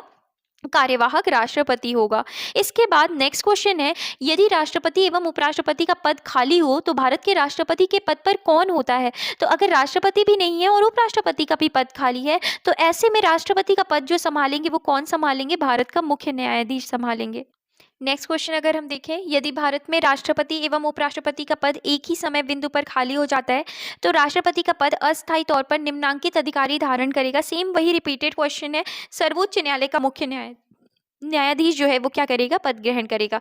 इसके बाद अगला प्रश्न है कथन और कारण में देखें, अपने कार्यकाल के दौरान भारत के राष्ट्रपति के विरुद्ध किसी भी न्यायालय में मुकदमा नहीं चलाया जा सकता। कारण, राष्ट्रपति का पद संविधान के ऊपर होता है। नेक्स्ट क्वेश्चन अगर हम देखें तो अपने कार्यकाल के दौरान भारत के राष्ट्रपति के विरुद्ध किसी भी न्यायालय में मुकदमा नहीं चलाया जा सकता। तो अगर हम कथन देख रहे हैं कि अपने कार्यकाल के दौरान भारत के राष्ट्रपति के विरुद्ध किसी भी न्यायालय में मुकदमा नहीं, तो अगर हम ये स्टेटमेंट देखें तो भारत राष्ट्रपति के विरुद्ध किसी भी न्यायालय में आपराधिक मुकदमा नहीं चलाया जा सकता है। सिविल मुकदमे चलाए जा सकते हैं, बस उन्हें क्या दिया जाना चाहिए, पूर्व नोटिस देना पड़ेगा। इसके बाद सिविल मुकदमे चलाए जा सकते हैं। तो ये जो कथन है जो कह रहा है कि कोई भी किसी भी न्यायालय में मुकदमा नहीं चलाया जा सकता, आपराधिक मुकदमे नहीं चलाए जा सकते, बट सिविल मुकदमे जो है वो चलाए जा सकते हैं। तो कथन ए जो है वो क्या है, गलत है। और कारण, राष्ट्रपति का पद संविधान के ऊपर है। इनफैक्ट राष्ट्रपति का ही नहीं, कोई भी पद जो है वो संविधान के ऊपर नहीं है। तो ये जो कारण है ये भी पूरी तरीके से क्या है, गलत है। तो कथन और कारण जो है वो दोनों ही क्या है, गलत है। तो अगर हम देखें, ऑप्शन देखें तो इसमें कोई ऑप्शन हमें सटीक नहीं मिल रहा है, तो इस वजह से इसमें ये सही उत्तर चुन पाना क्या है, मुश्किल है। तो इसमें है ही नहीं। तो अब अगर हम एक्सप्लेनेशन देखें कि संविधान के अनुच्छेद 52 के अनुसार भारत का एक राष्ट्रपति होगा तथा अनुच्छेद 53 के अनुसार संघ की कार्यपालिका शक्ति राष्ट्रपति में निहित होगी, परंतु संसदीय शासन व्यवस्था होने के कारण राष्ट्रपति मंत्रिपरिषद की सलाह पर कार्य करता है और अनुच्छेद 361 के तहत राष्ट्रपति या राज्यपाल को उनके द्वारा किए गए शासकीय कार्यों के लिए विधिक कार्यवाही से उन्मुक्ति प्राप्त है। और अनुच्छेद 361 के खंड 2 के अनुसार अपने कार्यकाल के दौरान राष्ट्रपति के विरुद्ध किसी भी न्यायालय में आपराधिक मुकदमा नहीं चलाया जा सकता है, परंतु 361 के खंड 4 के प्रावधान के तहत उनके द्वारा व्यक्तिगत हैसियत से किए गए कार्य के संबंध में उनके विरुद्ध अनुतोष का दावा करने वाले दीवानी सिविल मुकदमा तत्संबंधी विस्तृत लिखित सूचना उन्हें या उनके कार्यालय में देने के 2 माह पश्चात चलाया जा सकता है। अतः प्रश्नगत कथन जो है वो सही नहीं है और साथ ही राष्ट्रपति का पद संविधान के ऊपर नहीं होता, इसलिए कारण भी क्या है, गलत है। इसके बाद अगला प्रश्न हम देखें, भारतीय संविधान के निम्नलिखित में से किस एक संशोधन द्वारा राष्ट्रपति को कोई भी मामला मंत्रिपरिषद द्वारा पुनर्विचार किए जाने के लिए वापस भेजने का अधिकार दिया गया है। तो पुनर्विचार के लिए कोई भी मामला जो है वो मंत्रिपरिषद को द्वारा पुनर्विचार के लिए वापस भेजने का जो अधिकार दिया गया है वो कौन से संविधान संशोधन में द्वारा दिया गया है। तो राष्ट्रपति को ये जो पावर दी गई है वो 44वें संविधान संशोधन अधिनियम 1978 द्वारा दी गई है। इसमें अगर एक्सप्लेनेशन देखें तो 44वें संविधान संशोधन अधिनियम 1978 द्वारा अनुच्छेद 74 एक खंड 1 में एक परंतु जोड़ा गया, जिसके तहत राष्ट्रपति को कोई भी मामला मंत्रिपरिषद द्वारा पुनर्विचार किए जाने के लिए वापस भेजने का क्या दिया गया है, अधिकार दिया गया है। अगला प्रश्न है, राष्ट्रपति लोकसभा को कब भंग कर सकते हैं। तो लोकसभा को कब भंग कर सकते हैं, तो अगर हम बात करें तो कब भंग करेंगे, तो अगर केंद्रीय मंत्रिमंडल की अनुशंसा पर क्या कर सकते हैं, राष्ट्रपति लोकसभा को भंग कर सकते हैं। इसके बाद अगला इसमें एक्सप्लेनेशन अगर देखें, अनुच्छेद 85 के खंड 2 ख के अनुसार राष्ट्रपति लोकसभा को भंग कर सकता है, किंतु राष्ट्रपति की यह शक्ति अनुच्छेद 74 एक के अधीन है, अर्थात वह ऐसा केंद्रीय मंत्रिपरिषद की अनुशंसा या सलाह पर कर सकता है। उल्लेखनीय है कि मंत्रिमंडल में कैबिनेट स्तर के मंत्री शामिल होते हैं, जबकि मंत्रिपरिषद में सभी कैबिनेट, राज्य और उप मंत्री शामिल होते हैं। हालांकि मंत्रिपरिषद द्वारा लोकसभा में बहुमत खो देने पर उसके द्वारा दी गई लोकसभा को समय पूर्व भंग करने की सलाह राष्ट्रपति पर बाध्यकारी नहीं होती है, तथा इस संदर्भ में राष्ट्रपति अपने अधिकार का क्या कर सकता है, प्रयोग कर सकता है। अगला प्रश्न है, भारत के राष्ट्रपति की अनुशंसा पर लोकसभा को भंग कर सकते हैं। तो भारत के राष्ट्रपति जो मंत्रिपरिषद की अनुशंसा पर लोकसभा को क्या किया जा सकता है, भंग किया जा सकता है। इसके बाद लोकसभा और राज्यसभा की संयुक्त बैठक किसके द्वारा आहूत की जाती है, आहूत मतलब बुलाई जाती है। तो हमने पढ़ा था कि लोकसभा और राज्यसभा की जो संयुक्त बैठक है वो राष्ट्रपति के द्वारा क्या की जाती है, आहूत की जाती है। एक्सप्लेनेशन देखते हैं कि संविधान के अनुच्छेद 108 के तहत किसी विधेयक पर दोनों सदनों के मध्य गतिरोध की स्थिति में लोकसभा और राज्यसभा की संयुक्त बैठक राष्ट्रपति द्वारा आहूत की जा सकती है। अनुच्छेद 118 के खंड 4 के तहत दोनों सदनों की संयुक्त बैठक की अध्यक्षता लोकसभा अध्यक्ष द्वारा की जाती है। तो हमें ये याद रखना है कि संयुक्त बैठक की जो अध्यक्षता है वो किसके द्वारा की जाती है, लोकसभा अध्यक्ष यानी स्पीकर के द्वारा की जाती है, लेकिन जो संयुक्त बैठक है वो बुलाई किसके द्वारा जाती है, तो वो राष्ट्रपति द्वारा क्या की जाती है, आहूत की जा सकती है। इसके बाद अगला प्रश्न है, अनुच्छेद 108 के अंतर्गत लोकसभा और राज्यसभा की संयुक्त बैठक को इसके द्वारा बुलाई जाती है, आहूत की जाती है, तो राष्ट्रपति के द्वारा। अगला प्रश्न है, भारतीय संसद की संयुक्त अधिवेशन निम्नलिखित में से कौन बुला सकता है? तो कौन बुला सकता है? राष्ट्रपति बुला सकते हैं। इसके बाद नेक्स्ट क्वेश्चन देखें, निम्नलिखित में से कौन सी अभिव्यक्ति भारत के संविधान के अनुच्छेद 108 के अंतर्गत दोनों सदनों की संयुक्त बैठक आहूत करने की सूचना के संबंध में उचित है? तो ये क्या है? तो ये राष्ट्रपति का आशय है। तो इसमें हम देखते हैं, तो राष्ट्रपति का आशय है कि राष्ट्रपति चाहेगा तो संयुक्त बैठक को क्या कर सकता है? बुला सकता है। इसके बाद है नेक्स्ट क्वेश्चन, इसमें अगर हम एक्सप्लेनेशन पहले देखते हैं कि राष्ट्रपति का आशय, इंटेंशन, अभिव्यक्ति भारत के संविधान के अनुच्छेद 108 के अंतर्गत संसद के दोनों सदनों की संयुक्त बैठक आहूत करने की सूचना के संबंध में उचित है। संविधान के अनुच्छेद 108 के अनुसार राष्ट्रपति किसी विधेयक पर कुछ दशाओं में दोनों सदनों की संयुक्त बैठक आहूत कर सकता है तथा राष्ट्रपति विधेयक पर विचार विमर्श करने और मत देने के प्रयोजन के लिए सदनों को संयुक्त बैठक में अधिवेशित होने के लिए आहूत करने के अपने आशय की सूचना यदि वे बैठक में है तो संदेश द्वारा, या यदि वे बैठक में नहीं है तो लोक अधिसूचना द्वारा देगा। इसके बाद अगला प्रश्न है, भारत के राष्ट्रपति से संबंधित निम्नलिखित कथनों में से कौन सा एक सही नहीं है? तो हमें बताना है, संसद का एक, जो अगर हम बात करें राष्ट्रपति, तो संसद का एक संघटक भाग है। दूसरा है वह दोनों सदनों में चर्चा में भाग ले सकता है। तीसरा है वह प्रत्येक वर्ष दोनों सदनों की संयुक्त बैठक को संबोधित करता है। और चौथा है वह किन्हीं परिस्थितियों में अध्यादेश लागू कर सकता है। तो अगर हम पूछ रहा है क्वेश्चन में कि सही नहीं है, तो सही कौन सा नहीं कि वह दोनों सदनों में चर्चा में क्या कर सकता है? भाग ले सकता है। ये बी ऑप्शन जो है वो सही नहीं। अगर एक्सप्लेनेशन देखते हैं तो भारतीय संविधान के अनुच्छेद अगर 79 के अंतर्गत भारत का राष्ट्रपति संसद का एक संघटक भाग है, बिल्कुल सही है। और अनुच्छेद 86A के तहत वह प्रत्येक वर्ष के प्रथम सत्र के आरंभ में दोनों सदनों की संयुक्त बैठक को संबोधित करता है तथा वह संविधान के अनुच्छेद 123 के तहत विशेष परिस्थितियों में अध्यादेश जारी कर सकता है, परंतु वह दोनों सदनों में चर्चा में भाग नहीं ले सकता है, भाई नहीं लेता है। तो इसलिए ये ऑप्शन क्या था? बी ऑप्शन जो था वो गलत था। इसके बाद अगला प्रश्न देखते हैं, नीचे दो वक्तव्य दिए गए हैं, राष्ट्रपति संसद का भाग है, बिल्कुल सही है। कारण संसद के दोनों सदनों द्वारा पारित विधेयक बिना राष्ट्रपति की स्वीकृति के कानून नहीं बन सकते। तो ये दोनों ही अपने आप में क्या है? बिल्कुल सही है। तो ए और आर दोनों सही है, और जो आर है वो ए का क्या है? सही स्पष्टीकरण है।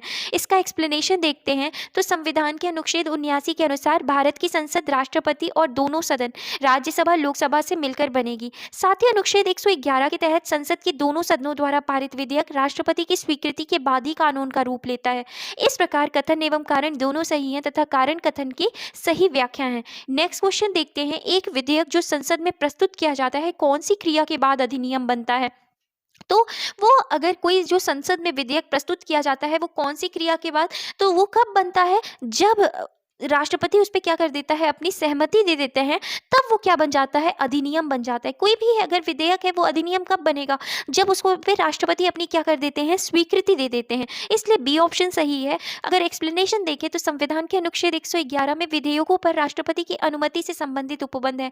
एक विधेयक जो संसद में प्रस्तुत किया जाता है वह अधिनियम तभी बन पाता है जब राष्ट्रपति उस पर हस्ताक्षर कर अपनी सहमति दे देता है। नेक्स्ट क्वेश्चन है कि भारत के राष्ट्रपति ने जिस एकमात्र मामले में अपने वीटो की शक्ति का प्रयोग किया था, तो भारत के राष्ट्रपति ने कौन से एकमात्र मामले में अपने वीटो की शक्ति का प्रयोग किया था? तो भारतीय डाकघर संशोधन विधेयक पे क्या किया था?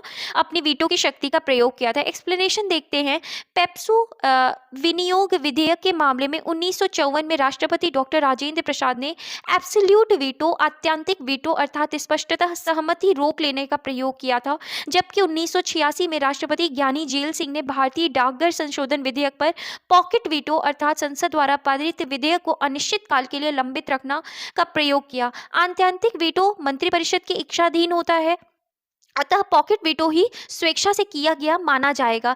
इसलिए विकल्प सी जो है वो क्या है? सही उत्तर है। इसके बाद अगला देखते हैं प्रश्न, निम्नलिखित में से किस राष्ट्रपति ने एक शक्ति का प्रयोग किया था जिसे संवैधानिक शब्दावली में जीवी निषेधाधिकार कहा जाता है?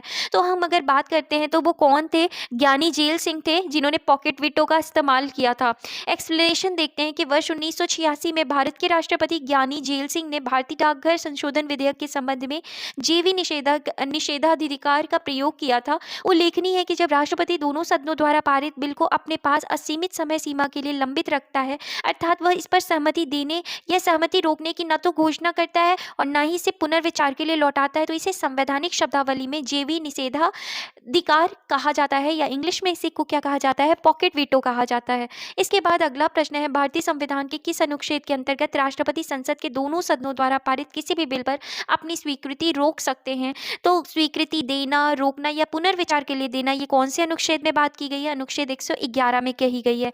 एक्सप्लेनेशन देखते हैं। भारतीय संविधान के अनुच्छेद 111 के अंतर्गत यह प्रावधान किया गया है कि राष्ट्रपति संसद के दोनों सदनों द्वारा पारित विधेयक पर स्वीकृति प्रदान करेगा या अपनी स्वीकृति रोक लेगा, अथवा विधेयक को पुनर्विचार हेतु सदनों को क्या कर सकता है, लौटा सकेगा। नेक्स्ट क्वेश्चन है, जब कोई विधेयक संसद के दोनों सदनों द्वारा पारित कर दिया गया है तो निम्नलिखित में से किसको उस विधेयक पर अनुमति रोकने का अधिकार प्राप्त है? तो अनुमति रोकने का अधिकार किसको प्राप्त है? राष्ट्रपति को प्राप्त है। एक्सप्लेनेशन हमने देखा है ऑलरेडी। इसके बाद नेक्स्ट क्वेश्चन अगर हम बात करते हैं, निम्नलिखित में से कौन सी राष्ट्रपति को स्वविवेकी शक्तियाँ हैं? तो स्वविवेकी शक्तियाँ राष्ट्रपति की कौन कौन सी है? मंत्रिपरिषद की नियुक्ति, दूसरा है विधेयक को आपत्तियों सहित वापस भेजना, तीसरा विधेयक को रोक कर रखना, चौथा क्षमा प्रदान करना, पांचवा संयुक्त अधिवेशन की अधिसूचना जारी करना, छठा है संसद को संदेश भेजना और सातवां है न्यायाधीशों की नियुक्ति करना। तो अगर हम बात कर रहे हैं राष्ट्रपति की स्वविवेकी शक्तियों के बारे में, तो हमें पता है मंत्रिपरिषद की जो नियुक्ति है वो प्रधानमंत्री के सलाह पर करता है। इसके बाद विधेयक को आपत्तियों सहित वापस भेजना, तो ये उसका क्या होता है, उसकी स्वविवेकी शक्ति होती है, स्वविवेक शक्ति होती है। तो ये सेकेंड ऑप्शन बिल्कुल सही है कि विधेयक, कोई भी विधेयक आया है तो उसको क्या कर सकता है, पुनर्विचार के लिए वापस भेज सकता है, या कह सकता है कि आप इसमें ये चीज़ों को क्या कर सकते हैं, सुधार कर सकते हैं। तो विधेयक को आपत्ति सहित वापस भेजना। इसके बाद विधेयक को रोक कर रखना, इसकी उसकी क्या है, स्वविवेकी शक्ति है। और इसके बाद जो उसकी शक्ति है वो संसद को संदेश भेजना, ये भी उसकी क्या है, स्वविवेकी क्या है, शक्ति है। तो इस तरीके से second, third and six option जो है वो क्या है, सही है। तो अगर हम इसकी बात करते हैं, जो ऑप्शन जो है वो कौन सा है, ये ई ऑप्शन क्या है, बिल्कुल सही है। अगर एक्सप्लेनेशन देखें तो राज्यसभा और लोकसभा से पारित होकर राष्ट्रपति के पास आए हुए विधेयक को राष्ट्रपति द्वारा आपत्तियों सहित वापस भेजना, विधेयक को रोक कर रखना तथा संसद को संदेश भेजने का अधिकार राष्ट्रपति की स्वविवेकी शक्तियों में शामिल है। अनुच्छेद 86(2) के तहत राष्ट्रपति संसद को संदेश भेज सकता है तथा विशेष परिस्थितियों में मंत्रिपरिषद से मतभेद की स्थिति में राष्ट्रपति इस संदर्भ में अपने स्वविवेक का क्या कर सकता है, प्रयोग कर सकता है। नेक्स्ट क्वेश्चन अगर हम बात करें, निम्न में से किस विषय पर राष्ट्रपति के लिए मंत्रिपरिषद से सलाह लेना आवश्यक है? तो अगर हम बात करें तो राष्ट्रपति के लिए मंत्रिपरिषद से सलाह लेना आवश्यक नहीं है। सॉरी, इसमें क्वेश्चन पूछा गया है कि कौन सा आवश्यक नहीं है, मंत्रिपरिषद से सलाह लेना आवश्यक नहीं है। तो अगर हम इसमें बात कर रहे हैं तो विधेयकों पर स्वीकृति देना, ये जो ऑप्शन है वो है, मंत्रिपरिषद से इस चीज़ के बारे में सलाह लेना आवश्यक नहीं है। राजदूतों की नियुक्ति करनी है तो आपको मंत्रिपरिषद से सलाह लेनी पड़ेगी। राज्यपाल द्वारा प्रेषित विधेयकों पर अगर स्वीकृत करनी है तो आपको सलाह लेनी पड़ेगी मंत्रिपरिषद से। लोकसभा भंग करना है तो इसकी भी सलाह कौन देता है, मंत्रिपरिषद। संविधान संशोधन विधेयक पर स्वीकृति देने की बात आई तो उस पर भी मंत्रिपरिषद आपको सलाह दे सकती है, लेकिन विधेयकों पर आपको स्वीकृति देनी है या नहीं, ये आपका क्या होगा, स्वविवेक पर आधारित निर्णय होगा। तो इस तरीके से बी ऑप्शन क्या है, बिल्कुल सही है। नेक्स्ट अगर हमको एक्सप्लेनेशन देख तो देखिए, अगर राष्ट्रपति के लिए विधेयकों पर स्वीकृति प्रदान करने हेतु मंत्रिपरिषद से सलाह लेना आवश्यक नहीं है। संविधान के अनुच्छेद 111 में वर्णित है कि जब कोई साधारण विधेयक संसद के सदनों द्वारा पारित करने के पश्चात राष्ट्रपति के समक्ष प्रस्तुत किया जाएगा तो राष्ट्रपति घोषित करेगा कि वह उस विधेयक को स्वीकृति देता है या स्वीकृति रोक लेता है। हालांकि इस संदर्भ में कोई समय सीमा निर्धारित नहीं है, अथवा राष्ट्रपति उस विधेयक को सदनों के पुनर्विचार हेतु लौटा सकता है। यदि विधेयक सदनों द्वारा संशोधन सहित या उसके बिना फिर से पारित कर दिया जाता है और राष्ट्रपति के समक्ष अनुमति हेतु प्रस्तुत किया जाता है तो राष्ट्रपति उस पर अनुमति नहीं रोकेगा। इसके बाद अगला प्रश्न है, संविधान के अनुसार इसमें से राष्ट्रपति की विधायी शक्ति कौन सी है? तो राष्ट्रपति की विधायी का मतलब क्या है, विधि बनाने की शक्ति। तो राष्ट्रपति विधि कैसे बनाएगा, अध्यादेश जारी करके। तो ये जो विधायी शक्ति है वो कौन सी है, अध्यादेश जारी करना। कौन से आर्टिकल में है, 123वें आर्टिकल में। अगर हम बात कर रहे हैं तो यहाँ पर विकल्प सी का संबंध राष्ट्रपति से नहीं है। राज्यसभा और लोकसभा की बैठकें, अगर हम यहाँ पे देख रहे हैं, जो सी का संबंध, संसद की बैठक स्थगित करना, संसद का सत्रावसान करना, संसद का सत्र आहूत करना। तो अगर हम बात करें विकल्प सी की कि संसद की बैठक को क्या करना, स्थगित करना, तो अगर देख रहे हैं विकल्प सी का संबंध जो है वो राष्ट्रपति से नहीं है। राज्यसभा और लोकसभा की बैठकों के स्थगन का अधिकार क्रमशः सभापति या उपसभापति और स्पीकर या डेप्यूटी स्पीकर को है। संसद का एक अंग होने के कारण राष्ट्रपति संसद के दोनों सदनों द्वारा पारित विधेयकों पर जब अपनी अनुमति देता है या अनुमति विधारित करता है या विधेयकों को पुनर्विचारार्थ सदनों के पास लौटाता है, तभी वह विधायी कार्य कर रहा होता है। परंतु व्यवहारिक दृष्टि से संसद के सदनों से संबंधित कतिपय कार्यों को, जैसे संसद के सदनों का सत्र आहूत करना, संसद के सदनों का सत्रावसान करना, लोकसभा को भंग करना, राज्यसभा में 12 सदस्यों को नाम निर्देशित करना, विधायी प्रक्रिया का मान लिया गया है, विधायी प्रकृति का मान लिया गया है। विधायी प्रकृति के अनेकानेक कार्यों में अध्यादेश द्वारा विधायन का कार्य सर्वाधिक महत्व का है। संविधान का अनुच्छेद 123 के तहत उस समय को छोड़कर जब संसद के दोनों सदन सत्र में हो, राष्ट्रपति अध्यादेश द्वारा उन सभी विषयों पर कानून बना सकते हैं जिन विषयों पर उस समय संसद को कानून बनाने की शक्ति है। इस प्रकार विकल्प डी विकल्प ए और बी की अपेक्षा बेहतर उत्तर है। छत्तीसगढ़ लोक सेवा आयोग द्वारा उत्तर जो विकल्प डी है उसको क्या माना गया है? सही माना गया है। इसके बाद अगला प्रश्न देखते हैं, निम्नांकित में से कौन सी राष्ट्रपति की स्वविवेकी शक्तियां हैं? तो अगर हम बात कर रहे हैं कि राष्ट्रपति की स्वविवेकी शक्तियां कौन सी हैं, तो पहला है बहुमत दल के नेता को प्रधानमंत्री नियुक्त करना, दूसरा संसद का अधिवेशन बुलाना, तीसरा किसी विधेयक को आपत्तियों सहित संसद के पास वापस भेजना, चौथा मंत्रिपरिषद के सदस्यों की नियुक्ति, पांचवा राज्यपाल द्वारा भेजे गए विधेयक पर स्वीकृति देना, छठा है किसी विधेयक को रोक कर रखना, सातवां किसी विषय में से संबंधित जानकारी के लिए प्रधानमंत्री से कहना, और आठवां जो है वो कौन है? किसी परामर्श पर मंत्रिपरिषद से पुनर्विचार हेतु कहना। तो इसमें अगर हम देखें तो ये ऑप्शन अगर हम देखें कि किसी विधेयक को आपत्तियों सहित संसद के पास वापस भेजना, ये राष्ट्रपति की क्या है? स्वविवेकी शक्ति है। इसके बाद बात करें किसी विधेयक को रोक कर रखना, ये भी उनकी क्या है? स्वविवेकी शक्ति है। किसी विषय से संबंधित जानकारी के लिए प्रधानमंत्री से कहना, अगर उनको किसी विषय में जानकारी चाहिए तो प्रधानमंत्री से कहेंगे, ये उनके स्वविवेक पर है। और एक लास्ट है किसी परामर्श पर मंत्रिपरिषद से पुनर्विचार हेतु कहना, तो ये भी उनकी क्या है? स्वविवेकी शक्ति है। तो 3, 6, 7 एंड 8 ये ऑप्शन क्या है? बिल्कुल सही है। तो इसका सही उत्तर जो होगा वो कौन सा ऑप्शन होगा? ई ऑप्शन जो है वो बिल्कुल सही है। इसके बाद अगर हम इसकी एक्सप्लेनेशन देखते हैं तो संविधान के अनुच्छेद 111 के अंतर्गत राष्ट्रपति को कतिपय निषेधाधिकार शक्तियां प्राप्त हैं जिनका उपयोग वह मंत्रिपरिषद की सलाह से मुक्त होकर कर सकता है। किसी विधेयक को आपत्तियों सहित संसद में पुनर्विचार हेतु वापस भेजना और किसी विधेयक को अघोषित रूप से रोक कर रखना राष्ट्रपति की स्वविवेकी शक्ति है। इसके अतिरिक्त अनुच्छेद 78 के तहत किसी विषय से संबंधित जानकारी के लिए प्रधानमंत्री से कहना और अनुच्छेद 74 के परंतु के अंतर्गत किसी परामर्श को मंत्रिपरिषद को पुनर्विचार के लिए वापस भेजना जैसे विषय भी राष्ट्रपति स्वविवेक का प्रयोग करता है। पर भी अगर इन विषयों पर भी राष्ट्रपति जो है वो स्वविवेक का क्या करते हैं? प्रयोग करते हैं। तो इस तरीके से विकल्प ई जो है वो क्या है? सही उत्तर है। इसके बाद अगला प्रश्न देखें, जब केंद्रीय मंत्रिमंडल ने वर्ष 2002 में चुनावी सुधार पर अध्यादेश में बिना किसी बदलाव के उसे राष्ट्रपति को वापस भेजा, तब राष्ट्रपति ने भारतीय संविधान के कौन से अनुच्छेद के अंतर्गत उसे अपनी सहमति दी? तो कौन से अनुच्छेद के अंतर्गत अपनी सहमति देंगे वो? तो अगर इसका हम करेक्ट आंसर की बात करें तो अनुच्छेद 123 होगा। एक्सप्लेनेशन अगर हम देखते हैं तो अनुच्छेद 123 राष्ट्रपति के अध्यादेश जारी करने की संबंधी शक्तियों का वर्णन करता है, अतः विकल्प सी जो है वो क्या है? सही उत्तर है। नेक्स्ट क्वेश्चन है, संविधान के किस अनुच्छेद के अंतर्गत भारत के राष्ट्रपति को अध्यादेश जारी करने की शक्ति दी गई है? तो कौन से अनुच्छेद के अंतर्गत? अनुच्छेद 123 के अंतर्गत भारत के राष्ट्रपति को अध्यादेश जारी करने की शक्ति दी गई है। एक्सप्लेनेशन देखते हैं, भारतीय संविधान के अनुच्छेद 123 के अंतर्गत भारत के राष्ट्रपति को अध्यादेश जारी करने की शक्ति प्राप्त है। इससे संसद के दोनों सदनों या किसी एक सदन के सत्र में ना होने के दौरान जारी किया जा सकता है। इसका प्रभाव संसद द्वारा निर्मित कानून के समान होता है। राष्ट्रपति किसी भी समय किसी अध्यादेश को वापस ले सकता है। नेक्स्ट क्वेश्चन अगर हम देखें, भारत के संविधान के किस अनुच्छेद के अधीन भारत के राष्ट्रपति को अध्यादेश जारी करने की शक्ति है? सेम रिपीटेड क्वेश्चन है, हमें पता है अनुच्छेद 123 जो है वो करेक्ट आंसर है।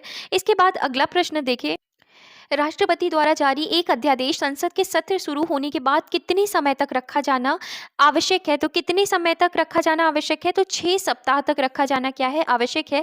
अगर एक्सप्लेनेशन देखें तो अनुच्छेद 123 के खंड 2 क के अनुसार राष्ट्रपति द्वारा जारी अध्यादेश को संसद के सत्र शुरू होने के बाद 6 सप्ताह के अंदर अनुमोदित होना चाहिए। तो 6 सप्ताह के अंदर अगर हम उसको अनुमोदित करा लेते हैं तो वो क्या बन जाता है? कानून बन जाता है।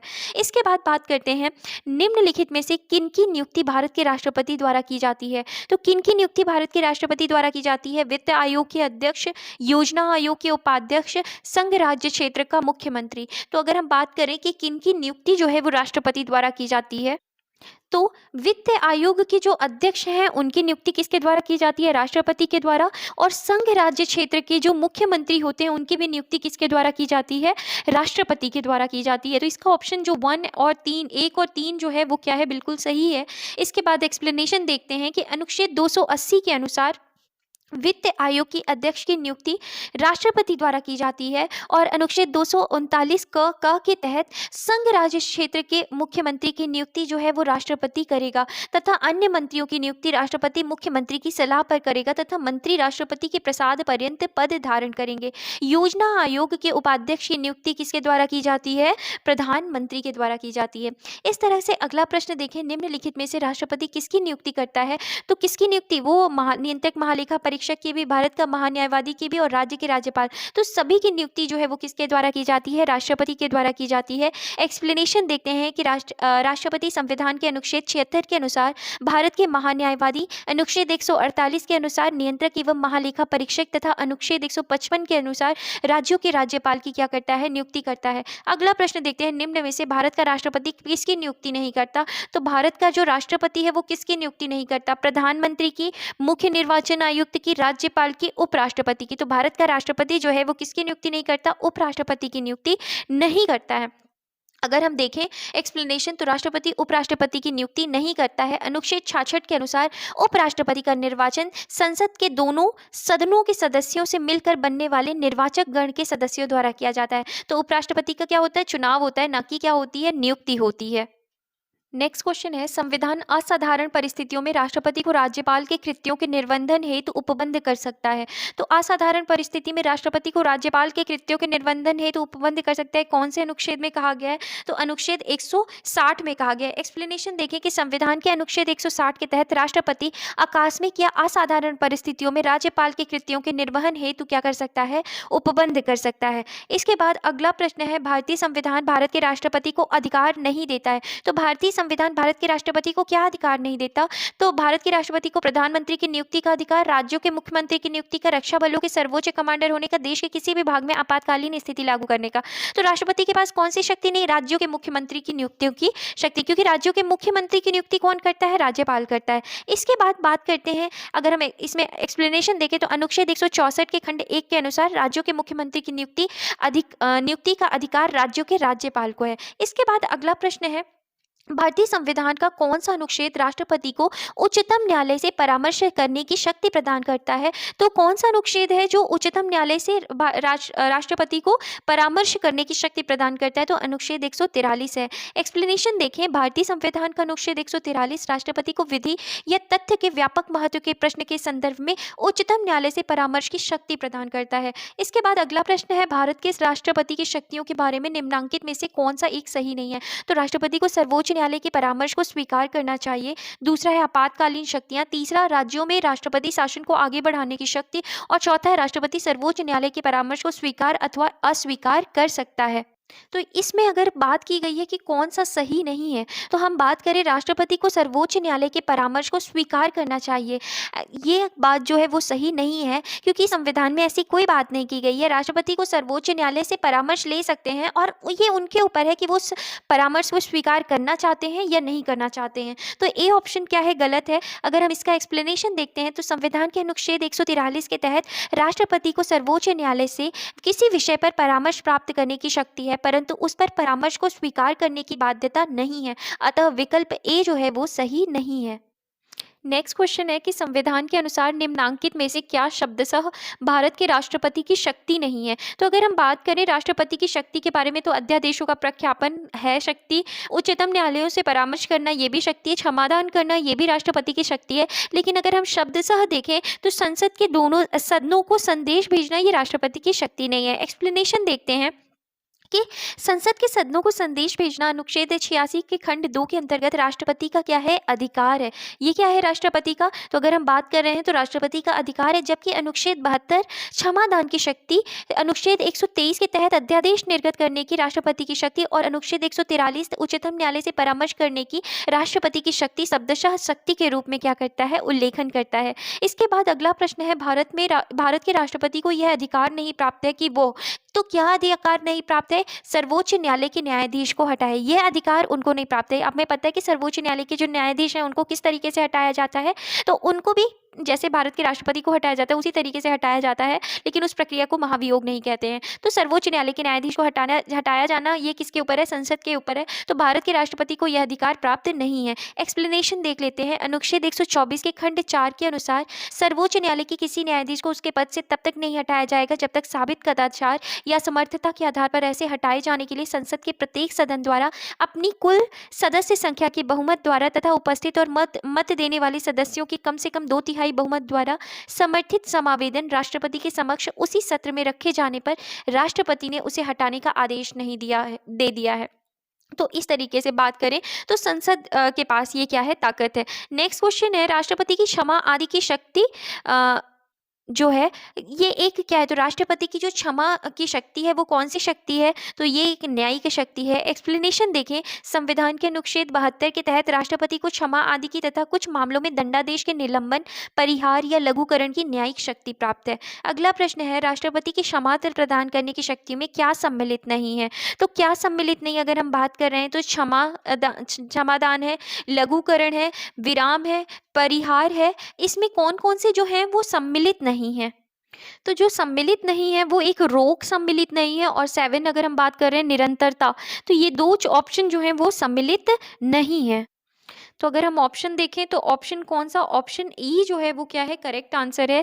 एक्सप्लेनेशन देख लेते हैं कि भारतीय संविधान में के अनुच्छेद 72 के तहत राष्ट्रपति को किसी अपराध के लिए दोषी ठहराए गए किसी व्यक्ति के दंड को क्षमा, उसका प्रविलंबन, विराम या परिहार करने अथवा दंडादेश के निलंबन, परिहार या लघुकरण की शक्ति प्राप्त है, जिनमें सेना न्यायालय द्वारा दोषी सिद्ध किए गए मामले भी क्या हैं? शामिल हैं।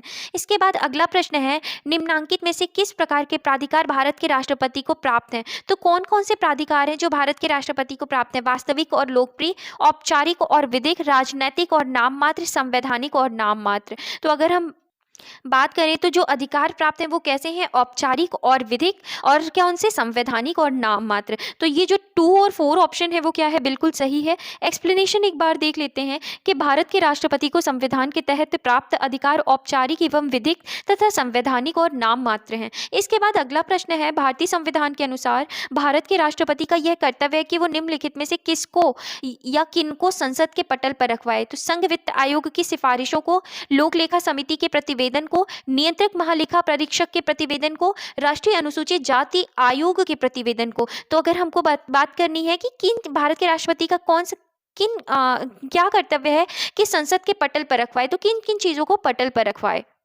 तो अगर हम इसमें देखें तो संघ वित्त आयोग की सिफारिशों को, इसके बाद बात करें तो किसको? नियंत्रक महालेखा परीक्षक के प्रतिवेदन को और राष्ट्रीय अनुसूचित जाति आयोग के प्रतिवेदन को। तो इसका करेक्ट आंसर क्या होगा? 1, 3 एंड 4। इसका मतलब सी ऑप्शन जो है वो क्या है? बिल्कुल सही है। अगर एक्सप्लेनेशन की बात करते हैं तो अगर देखें तो संघीय वित्त आयोग एवं राष्ट्रीय अनुसूचित जाति आयोग की स्थापना और नियंत्रक एवं महालेखा परीक्षक की नियुक्ति राष्ट्रपति द्वारा ही की जाती है, जबकि लोक लेखा समिति की स्थापना लोकसभा और राज्यसभा के सदस्यों को मिलाकर की जाती है।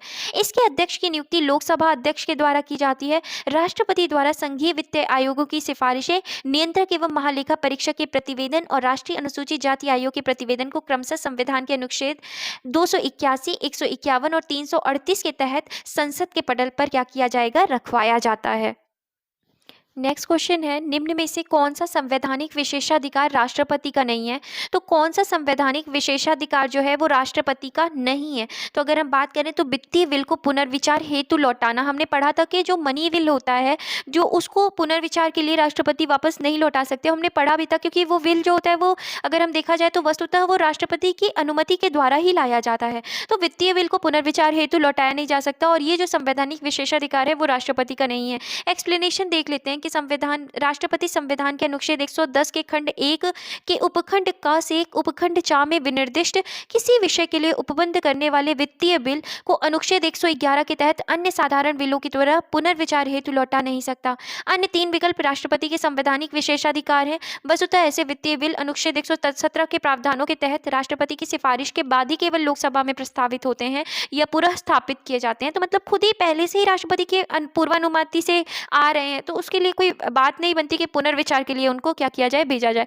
तो ये राष्ट्रपति का विशेषाधिकार नहीं है। इसके बाद अगला प्रश्न देखें, निम्नलिखित में से किसी भौगोलिक क्षेत्र को अनुसूचित घोषित करने का संवैधानिक अधिकार किसे है? तो किसी भी क्षेत्र को अनुसूचित क्षेत्र घोषित करने का जो अधिकार है वो किसको होता है? राष्ट्रपति को होता है। इसका हम एक्सप्लेनेशन देखें। संविधान की 5वीं अनुसूची के पैराग्राफ 6 में अनुसूचित क्षेत्रों से संबंधित प्रमुख प्रावधान इस प्रकार है। राष्ट्रपति के आदेश द्वारा किसी भौगोलिक क्षेत्र को अनुसूचित क्षेत्र घोषित अथवा विस्तारित किया जा सकता है। सेकंड, किसी भी समय राष्ट्रपति के आदेश द्वारा अनुसूचित क्षेत्र के संपूर्ण अथवा किसी विशिष्ट भाग को समाप्त किया जा सकता है। और तीसरा, राज्य के राज्यपाल से परामर्श करने के पश्चात राष्ट्रपति के आदेश द्वारा राज्य के अनुसूचित क्षेत्र के क्षेत्रफल को क्या किया जा सकता है? बढ़ाया जा सकता है। नेक्स्ट क्वेश्चन देखें, संसद के लिए राष्ट्रपति का अभिभाषण कौन तैयार करता है? तो जो राष्ट्रपति का जो अभिभाषण है वो कौन तैयार करते हैं? वो भी केंद्रीय मंत्रिमंडल ही तैयार करते हैं। इसके बाद बात करते हैं एक्सप्लेनेशन की। तो संसद के लिए राष्ट्रपति का जो अभिभाषण है वो केंद्रीय मंत्रिमंडल द्वारा तैयार किया जाता है, क्योंकि वास्तविक कार्यपालिका शक्ति केंद्रीय मंत्रिमंडल में ही क्या होती है? निहित होती है। अगला प्रश्न है, भारत के प्रथम राष्ट्रपति राजेंद्र प्रसाद जो थे वो किस राज्य से थे? बिहार, दिल्ली, हरियाणा, उत्तर प्रदेश। तो वो कौन से राज्य से थे? बिहार राज्य से थे राजेंद्र प्रसाद की अगर हम बात करते हैं। नेक्स्ट क्वेश्चन है, स्वतंत्र भारत के प्रथम राष्ट्रपति वो कहाँ से थे? तो हमें पता है डॉक्टर राजेंद्र प्रसाद जो थे वही प्रथम राष्ट्रपति थे, और वो कहाँ से थे? बिहार से थे। नेक्स्ट क्वेश्चन है, 2 अवधि के लिए राष्ट्रपति भारत के राष्ट्रपति कौन बने थे? तो 2 अवधि के लिए जो भारत के राष्ट्रपति बने थे कौन बने थे? डॉक्टर राजेंद्र प्रसाद बने थे। एक्सप्लेनेशन अगर हम देखें तो डॉक्टर राजेंद्र प्रसाद लगातार 3 अवधि तक 1950 से 52, फिर 52 से 57 और 57 से 62 तक भारत के राष्ट्रपति रहे थे, जिसमें से 26 जनवरी 1950 को वे संविधान सभा के अध्यक्ष होने के कारण भारत के राष्ट्रपति बने थे, तथा 1952 एवं 1957 में क्रमशः प्रथम एवं द्वितीय राष्ट्रपति चुनावों में राष्ट्रपति निर्वाचित हुए थे। नेक्स्ट क्वेश्चन है, भारत के चौथे राष्ट्रपति। तो भारत के जो चौथे राष्ट्रपति थे वो कौन थे? तो वो कौन थे? बीवी गिरी थे। एक्सप्लेनेशन देख लेते हैं कि भारत के व्यक्ति अनुसार चौथे जो राष्ट्रपति थे वो कौन थे? वीवी गिरी थे। तथापि कार्यकाल अनुसार उनका क्रम डॉक्टर राजेंद्र प्रसाद 3 बार थे, फिर उसके बाद कौन आए? डॉक्टर सर्वपल्ली राधाकृष्णन, और उसके बाद जाकिर हुसैन थे, और जाकिर हुसैन के बाद बीवी गिरी थी। तो अगर हम बात करें क्रम के अनुसार अगर हम देखें तो उनका स्थान कौन सा है? छठा स्थान है। इसके बाद बात करते हैं सर्वसम्मति से निर्वाचित भारत के राष्ट्रपति। तो सर्वसम्मत से जो निर्वाचित हुए थे वो कौन थे? संजीवा रेड्डी थे। एक्सप्लेनेशन देखते हैं, एन संजीवा रेड्डी सर्वसम्मति से या निर्विरोध भारत के राष्ट्रपति चुने जाने वाले एकमात्र व्यक्ति हैं। उनके कार्यकाल की अवधि जो है वो 1977 से 1982 थी। नेक्स्ट क्वेश्चन है, भारतीय राष्ट्रपति के सर्वसम्मत से चुने जाने का अभी तक एकमात्र उदाहरण है, तो अभी हमने पढ़ा है कि वो कौन थे? तो एन संजीव रेड्डी थे। नेक्स्ट क्वेश्चन है जिसपे हमें मैच करना है, मतलब को जो राष्ट्रपति और उनकी अवधि से। तो सबसे पहले तो हम देखते हैं कि हमें पता है कि जाकिर हुसैन का जो कार्यकाल था वो कितना था? तो जाकिर हुसैन का जो था वो था 67 से 69 तक। बीवी गिरी का जो था वो कितना था? 69 से 74 तक। फिर उसके बाद संजीव रेड्डी का अभी हमने पढ़ा 1977 से 82, और फखरुद्दीन अली अहमद का जो कार्यकाल था वो कितना था? 1974 से 1977 तक। तो इस तरीके से हमने इसको मैच किया। इसके बाद अगर हम देखें इसको डायरेक्टली हम यहाँ से देख लेते हैं कि फखरुद्दीन अली अहमद का 1974 से 77, एन संजीव रेड्डी का 1977 से 82, जाकिर हुसैन का 1967 से 1969 और बीबी गिरी का 1969 से 1974 तक। इसके बाद बात करते हैं नेक्स्ट क्वेश्चन, निम्न में से कौन राष्ट्रपति होने से पूर्व भारत के उपराष्ट्रपति पद पर आसीन नहीं रहा? तो जो नहीं रहे हैं वो उपराष्ट्रपति के पद पर नहीं रहे, वो कौन थे? नीलम संजीव रेड्डी। इसके बाद इसमें देखें तो दिए गए विकल्पों में नीलम संजीव रेड्डी ही ऐसे राष्ट्रपति हैं जो राष्ट्रपति होने से पूर्व राष्ट्रपति उपराष्ट्रपति पद पर आसीन नहीं रहे। बाकी अगर हम बात करें डॉक्टर सर्वपल्ली राधाकृष्णन, जाकिर हुसैन और वेंकट रमन, तो ये राष्ट्रपति बनने से पहले क्या थे? उपराष्ट्रपति थे। इसके बाद अगला प्रश्न देखते हैं, निम्नलिखित में से कौन से भारतीय राष्ट्रपति लोकसभा अध्यक्ष भी रहे हैं? तो लोकसभा अध्यक्ष भी रहे हैं, और कौन से भारतीय राष्ट्रपति हैं? तो नीलम संजीव रेड्डी हैं जो क्या रहे हैं? लोकसभा अध्यक्ष भी रहे हैं। नेक्स्ट क्वेश्चन है, निम्नलिखित भारत के राष्ट्रपतियों में कौन दार्शनिक राजा अथवा दार्शनिक शासक के रूप में जाना जाता है? तो कौन है वो? डॉक्टर सर्वपल्ली राधाकृष्णन है। भारत के दूसरे राष्ट्रपति डॉक्टर सर्वपल्ली राधाकृष्णन को दार्शनिक राजा अथवा दार्शनिक शासक के रूप में जाना जाता है। वे एक प्रख्यात दार्शनिक एवं शिक्षाविद थे। इसके बाद अगला प्रश्न, भारत में निम्नलिखित राष्ट्रपतियों में से कौन ट्रेड यूनियन आंदोलन से संबद्ध रहा है? तो ट्रेड यूनियन से कौन संबद्ध रहा है? बीवी गिरी रहे हैं। एक्सप्लेनेशन देख लेते हैं कि भारत के चौथे राष्ट्रपति वीवी गिरी ट्रेड यूनियन आंदोलन से संबद्ध रहे थे। वे 2 बार अखिल भारतीय ट्रेड यूनियन कांग्रेस के भी क्या रहे हैं, अध्यक्ष रहे हैं। नेक्स्ट क्वेश्चन, भारत के किस राष्ट्रपति को मिसाइल मैन की संज्ञा दी जाती है? तो ये सबको ही पता है कि डॉक्टर एपीजे अब्दुल कलाम है, जिन्हें मिसाइल मैन की क्या दी जाती है, संज्ञा दी जाती है। एक्सप्लेनेशन देखते हैं कि भारत के व्यक्ति अनुसार 11वें राष्ट्रपति जो 2002 से 7 तक रहे, डॉक्टर एपीजे अब्दुल कलाम को मिसाइल मैन की संज्ञा दी जाती है, क्योंकि उन्हीं के निर्देशन में प्रारंभ एकीकृत निर्देशित मिसाइल विकास कार्यक्रम के फलस्वरूप भारत पृथ्वी अग्नि जैसी मिसाइलों के विकास के द्वारा इस क्षेत्र में आत्मनिर्भर बन सका है। नेक्स्ट क्वेश्चन है, भारत के निम्न मुख्य न्यायाधीशों में से किस एक ने राष्ट्रपति के रूप में कार्य किया था? तो किसने राष्ट्रपति के रूप में, कार्यवाहक राष्ट्रपति के रूप में कार्य किया था? तो एम हिदायतुल्लाह ने किया था, हमने पढ़ा है। इसके बाद अगर एक्सप्लेनेशन देखते हैं तो जस्टिस एम हिदायतुल्लाह ने 20 जुलाई 1969 से 24 अगस्त 1969 के दौरान कार्यवाहक राष्ट्रपति के रूप में क्या किया था, कार्य किया था। नेक्स्ट क्वेश्चन है कि कौन असंगत है? तो अगर हम बात करें डॉक्टर राजेंद्र प्रसाद की बात करें, जाकिर हुसैन की, सर्वपल्ली राधाकृष्णन की, तीनों ही क्या है, राष्ट्रपति। तो इसमें असंगत क्या है, जवाहरलाल नेहरू। इसके बाद बात करते हैं श्रीमती प्रतिभा पाटिल का भारतीय गणतंत्र के राष्ट्रपति के रूप में क्रम जो है वो कौन सा था?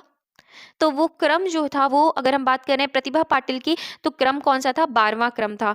एक्सप्लेनेशन देखते हैं, 19 जुलाई 2007 को भारतीय गणतंत्र के 13वें राष्ट्रपति चुनाव संपन्न हुए थे। 25 जुलाई 2007 को श्रीमती प्रतिभा देवी सिंह पाटिल ने व्यक्ति अनुसार देश के 12वें राष्ट्रपति के रूप में शपथ ग्रहण की, तथापि कार्यकाल अनुसार उनका क्रम जो था वो कौन सा था, 14वां था। प्रतिभा पाटिल ने राष्ट्रीय जनतांत्रिक गठबंधन के प्रत्याशी भैरव सिंह शेखावत को पराजित किया। वे भारत की प्रथम महिला राष्ट्रपति थी। इसके बाद अगला प्रश्न देखते हैं, भारत के पूर्व राष्ट्रपतियों में निम्नलिखित में से कौन बिहार का राज्यपाल रह चुका है? तो बिहार का राज्यपाल कौन रह चुका है? डॉक्टर जाकिर हुसैन रह चुके हैं बिहार के राज्यपाल।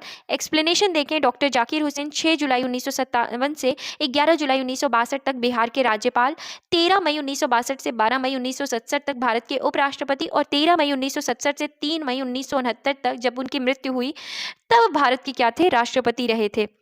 नेक्स्ट क्वेश्चन है, निम्नलिखित में से कौन से राष्ट्रपति सर्वोच्च न्यायालय में उपस्थित हुए थे जब सर्वोच्च न्यायालय राष्ट्रपति के निर्वाचन विवाद की सुनवाई कर रहा था? तो कौन से राष्ट्रपति हैं जो सर्वोच्च न्यायालय में उपस्थित हुए थे जब सर्वोच्च न्यायालय राष्ट्रपति के निर्वाचन विवाद की सुनवाई कर रहा था? तो वो कौन से राष्ट्रपति थे? तो वो थे वीवी गिरी। एक्सप्लेनेशन देखें, राष्ट्रपति वीवी गिरी राष्ट्रपति निर्वाचन में भ्रष्ट आचरण के आरोप में विवाद की सुनवाई के समय सर्वोच्च न्यायालय के न्यायाधीश एस.एम. सीकरी की अध्यक्षता वाली पीठ के सम्मुख व्यक्तिगत रूप से उपस्थित हुए थे। ध्यातव्य है कि 1969 के राष्ट्रपति चुनाव में वीवी गिरी स्वतंत्र उम्मीदवार तथा नीलम संजीव रेड्डी कांग्रेस पार्टी के घोषित उम्मीदवार थे।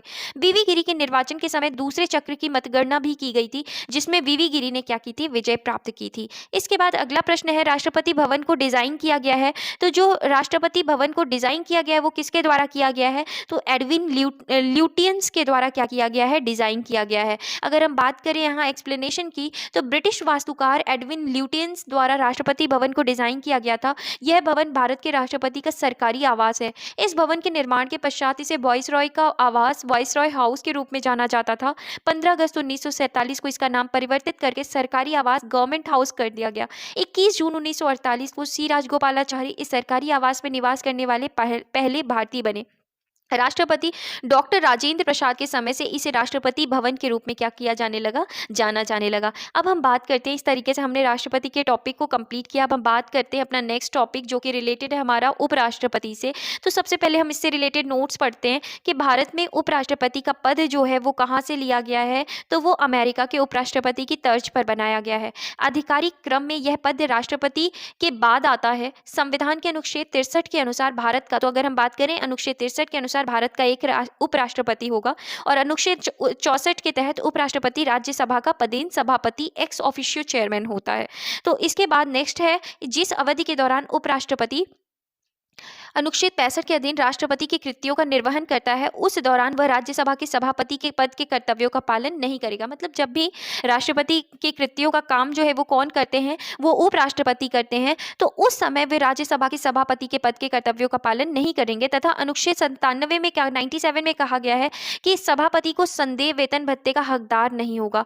तो मतलब जो उपराष्ट्रपति को एज जो सभापति के तौर पर वेतन मिलता है वो वेतन नहीं दिया जाएगा। राष्ट्रपति के जो राष्ट्रपति राष्ट्रपति, क्योंकि वो राष्ट्रपति का कार्य कर रहे हैं तो उन्हें राष्ट्रपति का वेतन, जो राष्ट्रपति को वेतन मिलता है वो दिया जाएगा।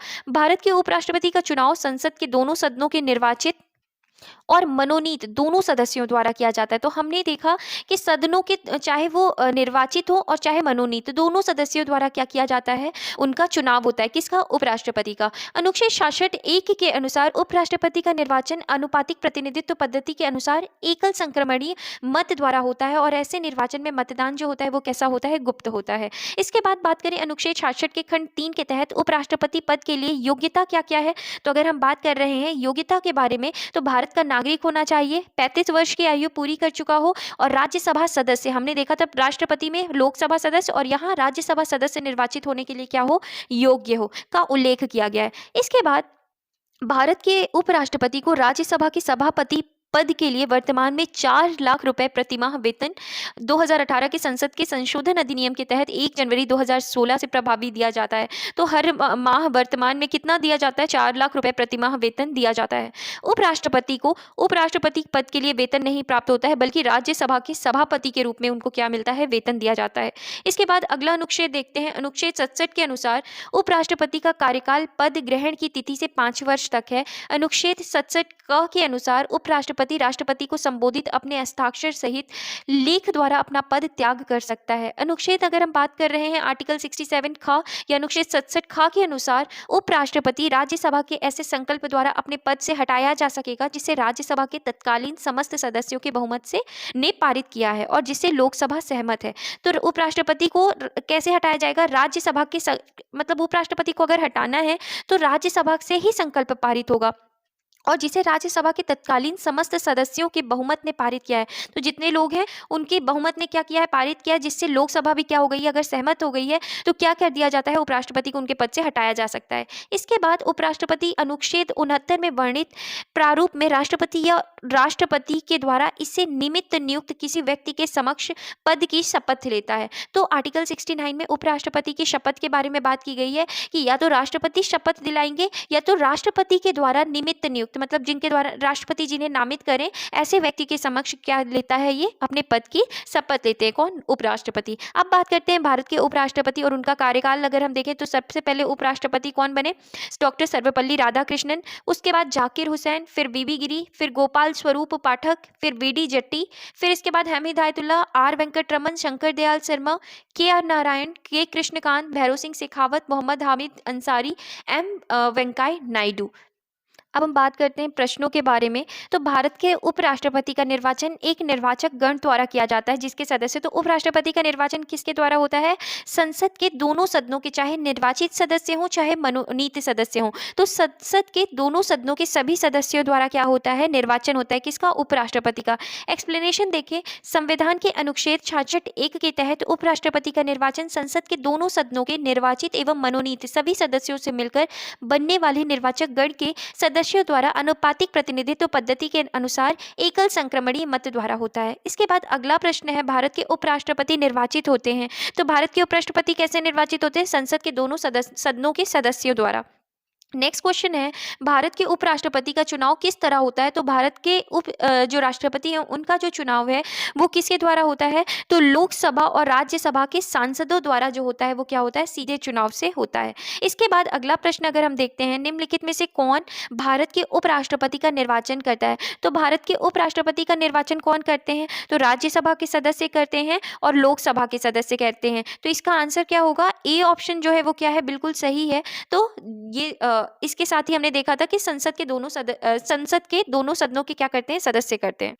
नेक्स्ट क्वेश्चन है, निम्नलिखित कथनों पर विचार कीजिए और इन कथनों में से कौन सा सही है? तो राष्ट्रपति की तरह उपराष्ट्रपति का चुनाव भी अप्रत्यक्ष होता है, बिल्कुल सही है। सेकंड है, राज्यों के विधायिकाओं के सदस्य दोनों के चुनाव में महत्वपूर्ण भूमिका निभाते हैं। तो राज्यों के विधायिकाओं के सदस्य दोनों के बिल्कुल गलत है, क्योंकि हमने देखा है कि जो उपराष्ट्रपति का चुनाव है उसमें तो केवल संसद भाग लेती है। तो सेकेंड ऑप्शन जो है वो क्या है? गलत है। तो केवल एक जो उत्तर है वो क्या है? सही है। एक्सप्लेनेशन देखते हैं कि राष्ट्रपति की तरह उपराष्ट्रपति का चुनाव भी अप्रत्यक्ष होता है। इनके चुनाव चुनाव में जनता प्रत्यक्ष भाग नहीं लेती। राष्ट्रपति के चुनाव में लोकसभा, राज्यसभा, राज्य विधानसभा तथा दिल्ली पुडुचेरी विधानसभा के निर्वाचित सदस्य शामिल होते हैं, जबकि उपराष्ट्रपति के चुनाव में लोकसभा एवं राज्यसभा के निर्वाचित एवं मनोनीत दोनों ही सदस्य भाग लेते हैं। राष्ट्रपति एवं उपराष्ट्रपति दोनों का निर्वाचन अनुपातिक प्रतिनिधित्व पद्धति के अनुसार एकल संक्रमणीय मत द्वारा होता है तथा ऐसे निर्वाचन में मतदान गुप्त होता है। इस प्रकार कथन 1 सही है, जबकि कथन 2 जो है वो क्या है, गलत है।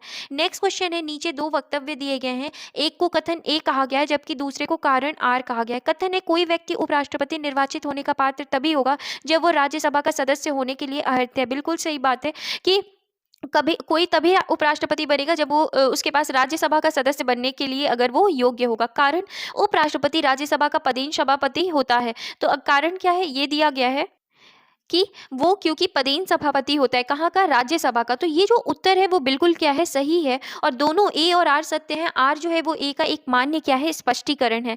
तो हमने देखा, अगर हम एक्सप्लेनेशन देखें कि कथन की कारण द्वारा पुष्टि होती है क्योंकि अनुच्छेद 66(3) ग के अनुसार उपराष्ट्रपति बनने के लिए राज्यसभा का सदस्य निर्वाचित होने की अर्हता होनी चाहिए, जबकि अनुच्छेद, अगर हम बात कर रहे हैं 89 आर्टिकल की बात कर रहे हैं और अनुच्छेद 64 की बात कर रहे हैं, तो उपराष्ट्रपति राज्यसभा का पदेन सभापति होता है। नेक्स्ट, राज्यसभा का सभापति कौन है, तो राज्यसभा का अगर हम बात करें सभापति जो होता है वो कौन होता है, सॉरी, तो जो उपराष्ट्रपति है वो क्या होता है, राज्यसभा का सभापति होता है। इसके बाद बात करते हैं अगले प्रश्न की। राज्यसभा का पदेन अध्यक्ष होता है, तो राज्यसभा का जो पदेन अध्यक्ष होता है वो कौन होता है, उपराष्ट्रपति होता है। इसके बाद बात करते हैं कौन सा कथन असत्य है, तो राष्ट्रपति पद के लिए प्रत्याशी की आयु कम से कम 35 वर्ष की पूरी होनी चाहिए, 35 वर्ष की होनी चाहिए। दूसरा, उपराष्ट्रपति राज्यसभा का सभापति बनता है। तीसरा, उपराष्ट्रपति का चुनाव भारत का राष्ट्रपति करता है। और चौथा, भारत के प्रथम राष्ट्रपति डॉक्टर राजेंद्र प्रसाद थे। तो अगर हम बात करें, यहाँ पे कहा गया कि उपराष्ट्रपति का चुनाव जो है वो भारत का राष्ट्रपति करता है, तो कौन सा असत्य की बात की गई है, तो सी ऑप्शन क्या है, गलत है। एक्सप्लेनेशन देखें कि संविधान के अनुच्छेद 66 के अनुसार उपराष्ट्रपति का निर्वाचन संसद के दोनों सदनों के सदस्य द्वारा अनुपातिक प्रतिनिधित्व पद्धति के अनुसार एकल संक्रमणीय मत प्रणाली द्वारा होता है। अन्य तीनों कथन जो हैं वो जो दिए गए हैं वो क्या है, सही है। नेक्स्ट क्वेश्चन है, उपराष्ट्रपति के संबंधित निम्न कथनों में से कौन सा सही नहीं है, इसमें पूछा गया है। तो उपराष्ट्रपति बनने के लिए व्यक्ति के पास जनता के सदन के सदस्य निर्वाचित होने की जनता के सदन के सदस्य निर्वाचित होने की योग्यता है। दूसरा, किसी राज्य की विधायिका का सदस्य इस पद के लिए उम्मीदवार हो सकता है। तीसरा ऑप्शन है, उपराष्ट्रपति के पद का कार्यकाल उतना ही होता है जितना कि राष्ट्रपति का। और चौथा है, उसको एक औपचारिक महाभियोग द्वारा पद से क्या किया जा सकता है, हटाया जा सकता है। इस क्वेश्चन में पूछा गया कि कौन सा ऑप्शन है जो सही नहीं है। तो अगर हम बात करें तो उपराष्ट्रपति बनने के लिए व्यक्ति के पास जनता के सदन के सदस्य निर्वाचित होने की योग्यता है, ये गलत है। सीधी सी चीज हमको ये पता है कि उसके पास कौन सी योग्यता होनी चाहिए, राज्यसभा की क्या होनी चाहिए, योग्यता, राज्यसभा का उसे सदस्य बनने के योग्य होना चाहिए। इसके बाद अगर हम बात करें तो उसको एक औपचारिक महाभियोग द्वारा पद से हटाया जा सकता है। हमें पता है कि महाभियोग की प्रक्रिया केवल और केवल किसके लिए प्रयुक्त होती है, राष्ट्रपति के लिए। तो ऑप्शन 4 भी क्या है, बिल्कुल गलत है। तो 1 और 4 जो ऑप्शन है वो क्या है, गलत है। तो सी ऑप्शन पे हम चलेंगे।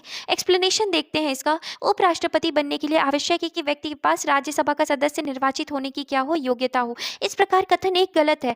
दूसरा, उपराष्ट्रपति को राज्यसभा में प्रस्तुत एवं सामान्य बहुमत से पारित संकल्प जिससे लोकसभा सहमत हो से हटाया जा सकता है। इस प्रकार कथन 4 गलत है क्योंकि औपचारिक महाभियोग में विशेष बहुमत की आवश्यकता होती है। कथन 2 व 3 सही है, अतः अभिष्ट उत्तर जो है वो कौन सा है, विकल्प सी होगा। नेक्स्ट क्वेश्चन है, भारत का उपराष्ट्रपति भारत का द्वितीय उच्चतम प्रतिष्ठित पदाधिकारी है। बिल्कुल सही है, राष्ट्रपति के बाद आता है। इसके बाद उपराष्ट्रपति के पास पद से संबद्ध कोई औपचारिक कार्य नहीं है। बिल्कुल सही बात है। तीसरा है, क्योंकि उपराष्ट्रपति का पद जो है वो बनाया इसीलिए गया है, किस लिए, कि राष्ट्रपति अगर अपने पद पर नहीं है तो उनका कार्य का निर्वहन करें। और दूसरा, राज्यसभा के ये क्या होते हैं, सभापति होते हैं। तीसरा है, राष्ट्रपति की अनुपस्थिति में उसके कार्यों का निर्वहन करता है। बिल्कुल सही बात है, कौन निर्वहन करता है, उपराष्ट्रपति। और चौथा है, राष्ट्रपति की पद त्याग अपदस्थीकरण अथवा मृत्यु के चलते राष्ट्रपति के रूप में कार्य करता है। तो ये चारों ही ऑप्शन क्या है, बिल्कुल सही है। इसके बाद हम बात करते हैं एक्सप्लेनेशन की। तो भारत का उपराष्ट्रपति राष्ट्रपति के पश्चात भारत का द्वितीय उच्चतम प्रतिष्ठित पदाधिकारी है। वह राज्यसभा का पदेन सभापति होता है, परंतु उसके पास उपराष्ट्रपति पद से संबद्ध कोई औपचारिक दायित्व नहीं है। वह राष्ट्रपति के पद त्याग, पदच्युत अथवा मृत्यु की स्थिति या राष्ट्रपति की अनुपस्थिति में उसके कार्यों का निर्वहन करता है। इस प्रकार अभीष्ट उत्तर जो है वो क्या है, विकल्प डी है। नेक्स्ट क्वेश्चन देखें, उपराष्ट्रपति को उसके पद से निम्न में से किसके प्रस्ताव द्वारा हटाया जा सकता है? तो अगर हम बात कर रहे हैं कि उपराष्ट्रपति को उसके पद से निम्न में से किसके प्रस्ताव द्वारा, तो हमें पढ़ा है कि राज्यसभा के प्रस्ताव द्वारा ही क्या किया जा सकता है, हटाया जा सकता है, तो राज्य परिषद के प्रस्ताव द्वारा। अगर एक्सप्लेनेशन देखते हैं तो संविधान के अनुच्छेद 67 ख के अनुसार उपराष्ट्रपति को राज्य परिषद अथवा राज्यसभा के ऐसे प्रस्ताव के द्वारा अपने पद से हटाया जा सकेगा जिसे राज्यसभा के तत्कालीन समस्त सदस्यों के बहुमत ने पारित किया है और जिससे लोकसभा सहमत है, किंतु इस खंड के प्रयोजन के लिए कोई प्रस्ताव तब तक प्रस्तुत नहीं किया जाएगा जब तक कि उस संकल्प को प्रस्तावित करने के आशय की सूचना कम से कम 14 दिन पूर्व में उसे दे दी गई हो। इस तरीके से हमने ये क्वेश्चन देखा। नेक्स्ट अगर क्वेश्चन देखते हैं तो भारत के उपराष्ट्रपति को पदच्युत करने संबंधी प्रस्ताव प्रस्तावित किया जाता है तो कहाँ किया जाता है? केवल राज्यसभा में किया जाता है, अभी हमने देखा है। नेक्स्ट क्वेश्चन अगर देखें, निम्न में से किस एक की अध्यक्षता ऐसे द्वारा होती है जो उसका सदस्य नहीं होता? तो कौन सा है जहाँ पे अध्यक्षता उसके द्वारा, तो हम देखें तो राज्यसभा की अध्यक्षता कौन करता है? उपराष्ट्रपति, जो कि खुद ही राज्यसभा का क्या सदस्य नहीं होता है। इसके बाद अगर एक्सप्लेनेशन देखें तो राज्यसभा की अध्यक्षता सभापतित्व उपराष्ट्रपति द्वारा की जाती है परंतु वह राज्यसभा का सदस्य नहीं होता है। नेक्स्ट क्वेश्चन देखें, नीचे 4 युग्म दिए गए हैं जिनमें से सही युग्म बताइए जिसके दोनों महानुभाव उपराष्ट्रपति बनने से पूर्व राजदूत अथवा उच्चायुक्त के पद पर रहे हों। तो अगर हम ऑप्शन देखें, डॉक्टर सर्वपल्ली राधाकृष्णन, जेएस पाठक, डॉक्टर सर्वपल्ली राधाकृष्णन, वीवी गिरी, डॉक्टर जाकिर हुसैन, के आर नारायणन, बीडी जति और के आर नारायण। तो इसका जो करेक्ट आंसर है वो ऑप्शन नंबर बी है कि डॉक्टर सर्वपल्ली राधाकृष्णन और वीवी गिरी, जो कि उपराष्ट्रपति बनने से पहले राजदूत अथवा उच्चायुक्त के पद पर क्या थे, कार्यभार सौंप लिया था। इसके बाद अगर एक्सप्लेनेशन देखें तो जाकिर हुसैन जामिया मिलिया कॉलेज के प्रिंसिपल एवं शिक्षा शास्त्री थे। डॉक्टर सर्वपल्ली राधाकृष्णन 1949 से 52 तक यूएसएसआर में भारत के राजदूत थे। वीवी गिरी जो थे 1947 से 51 तक सिलोन श्रीलंका में भारतीय उच्चायुक्त के पद पर थे। के आर नारायण भी चीन में राजदूत रहे। इस प्रकार प्रश्नगत विकल्पों में विकल्प बी जो है वो क्या है, सही उत्तर है। अगर हम बात करते हैं नेक्स्ट क्वेश्चन की, निम्नलिखित में से किस किस ने भारत के उपराष्ट्रपति का पद संभाला है? तो अभी हमने पढ़ा है। अगर हम बात करें मोहम्मद हिदायतुल्लाह, फिर फखरुद्दीन अली अहमद, शंकर दयाल शर्मा, नीलम संजीव रेड्डी।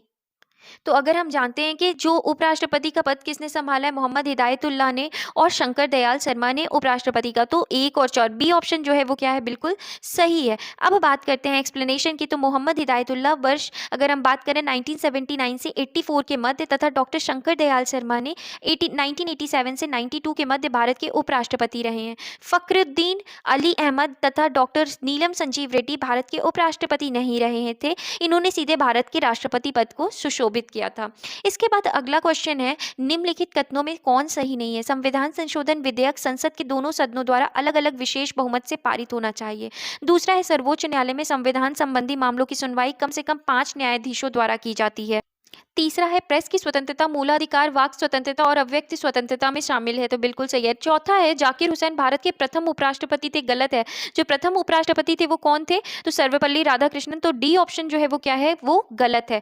अगर हम एक्सप्लेनेशन देखें तो प्रश्नगत कथन डी जो है वो सही नहीं है, क्योंकि भारत के प्रथम उपराष्ट्रपति डॉक्टर जाकिर हुसैन नहीं बल्कि डॉक्टर एस राधाकृष्णन थे, जो वर्ष 1952 से 62 तक इस पद पर रहे। डॉक्टर जाकिर हुसैन भारत के दूसरे उपराष्ट्रपति थे, जो 13 मई 1962 से 12 मई 1967 तक इस पद पर रहे। नेक्स्ट क्वेश्चन है, मोहम्मद हामिद अंसारी का भारत के उपराष्ट्रपति के रूप में क्रमांक है, तो कौन सा क्रमांक है? 12वां क्रमांक है। अगर एक्सप्लेनेशन देखते हैं तो मोहम्मद हामिद अंसारी का भारत के उपराष्ट्रपति के रूप में व्यक्ति अनुसार जो क्रमांक है वो कौन सा है? 12वां है। तो इस तरीके से फ्रेंड्स हमने राष्ट्रपति और उपराष्ट्रपति से रिलेटेड जितने भी क्वेश्चंस थे उन सभी चीज़ों को कंप्लीट किया। आई होप आपको ये सेशन अच्छा लगे। अगर अच्छा लगे तो प्लीज़ लाइक करें, शेयर करें, सब्सक्राइब करें। अगर कोई कमी लगे तो प्लीज़ कॉमेंट करें, जिससे मैं नेक्स्ट वीडियो में और इम्प्रूव करूँ और वैल्यूबल बना सकूँ इस वीडियो को। तो प्लीज़ लाइक करें, शेयर करें, सब्सक्राइब करें। Thank you.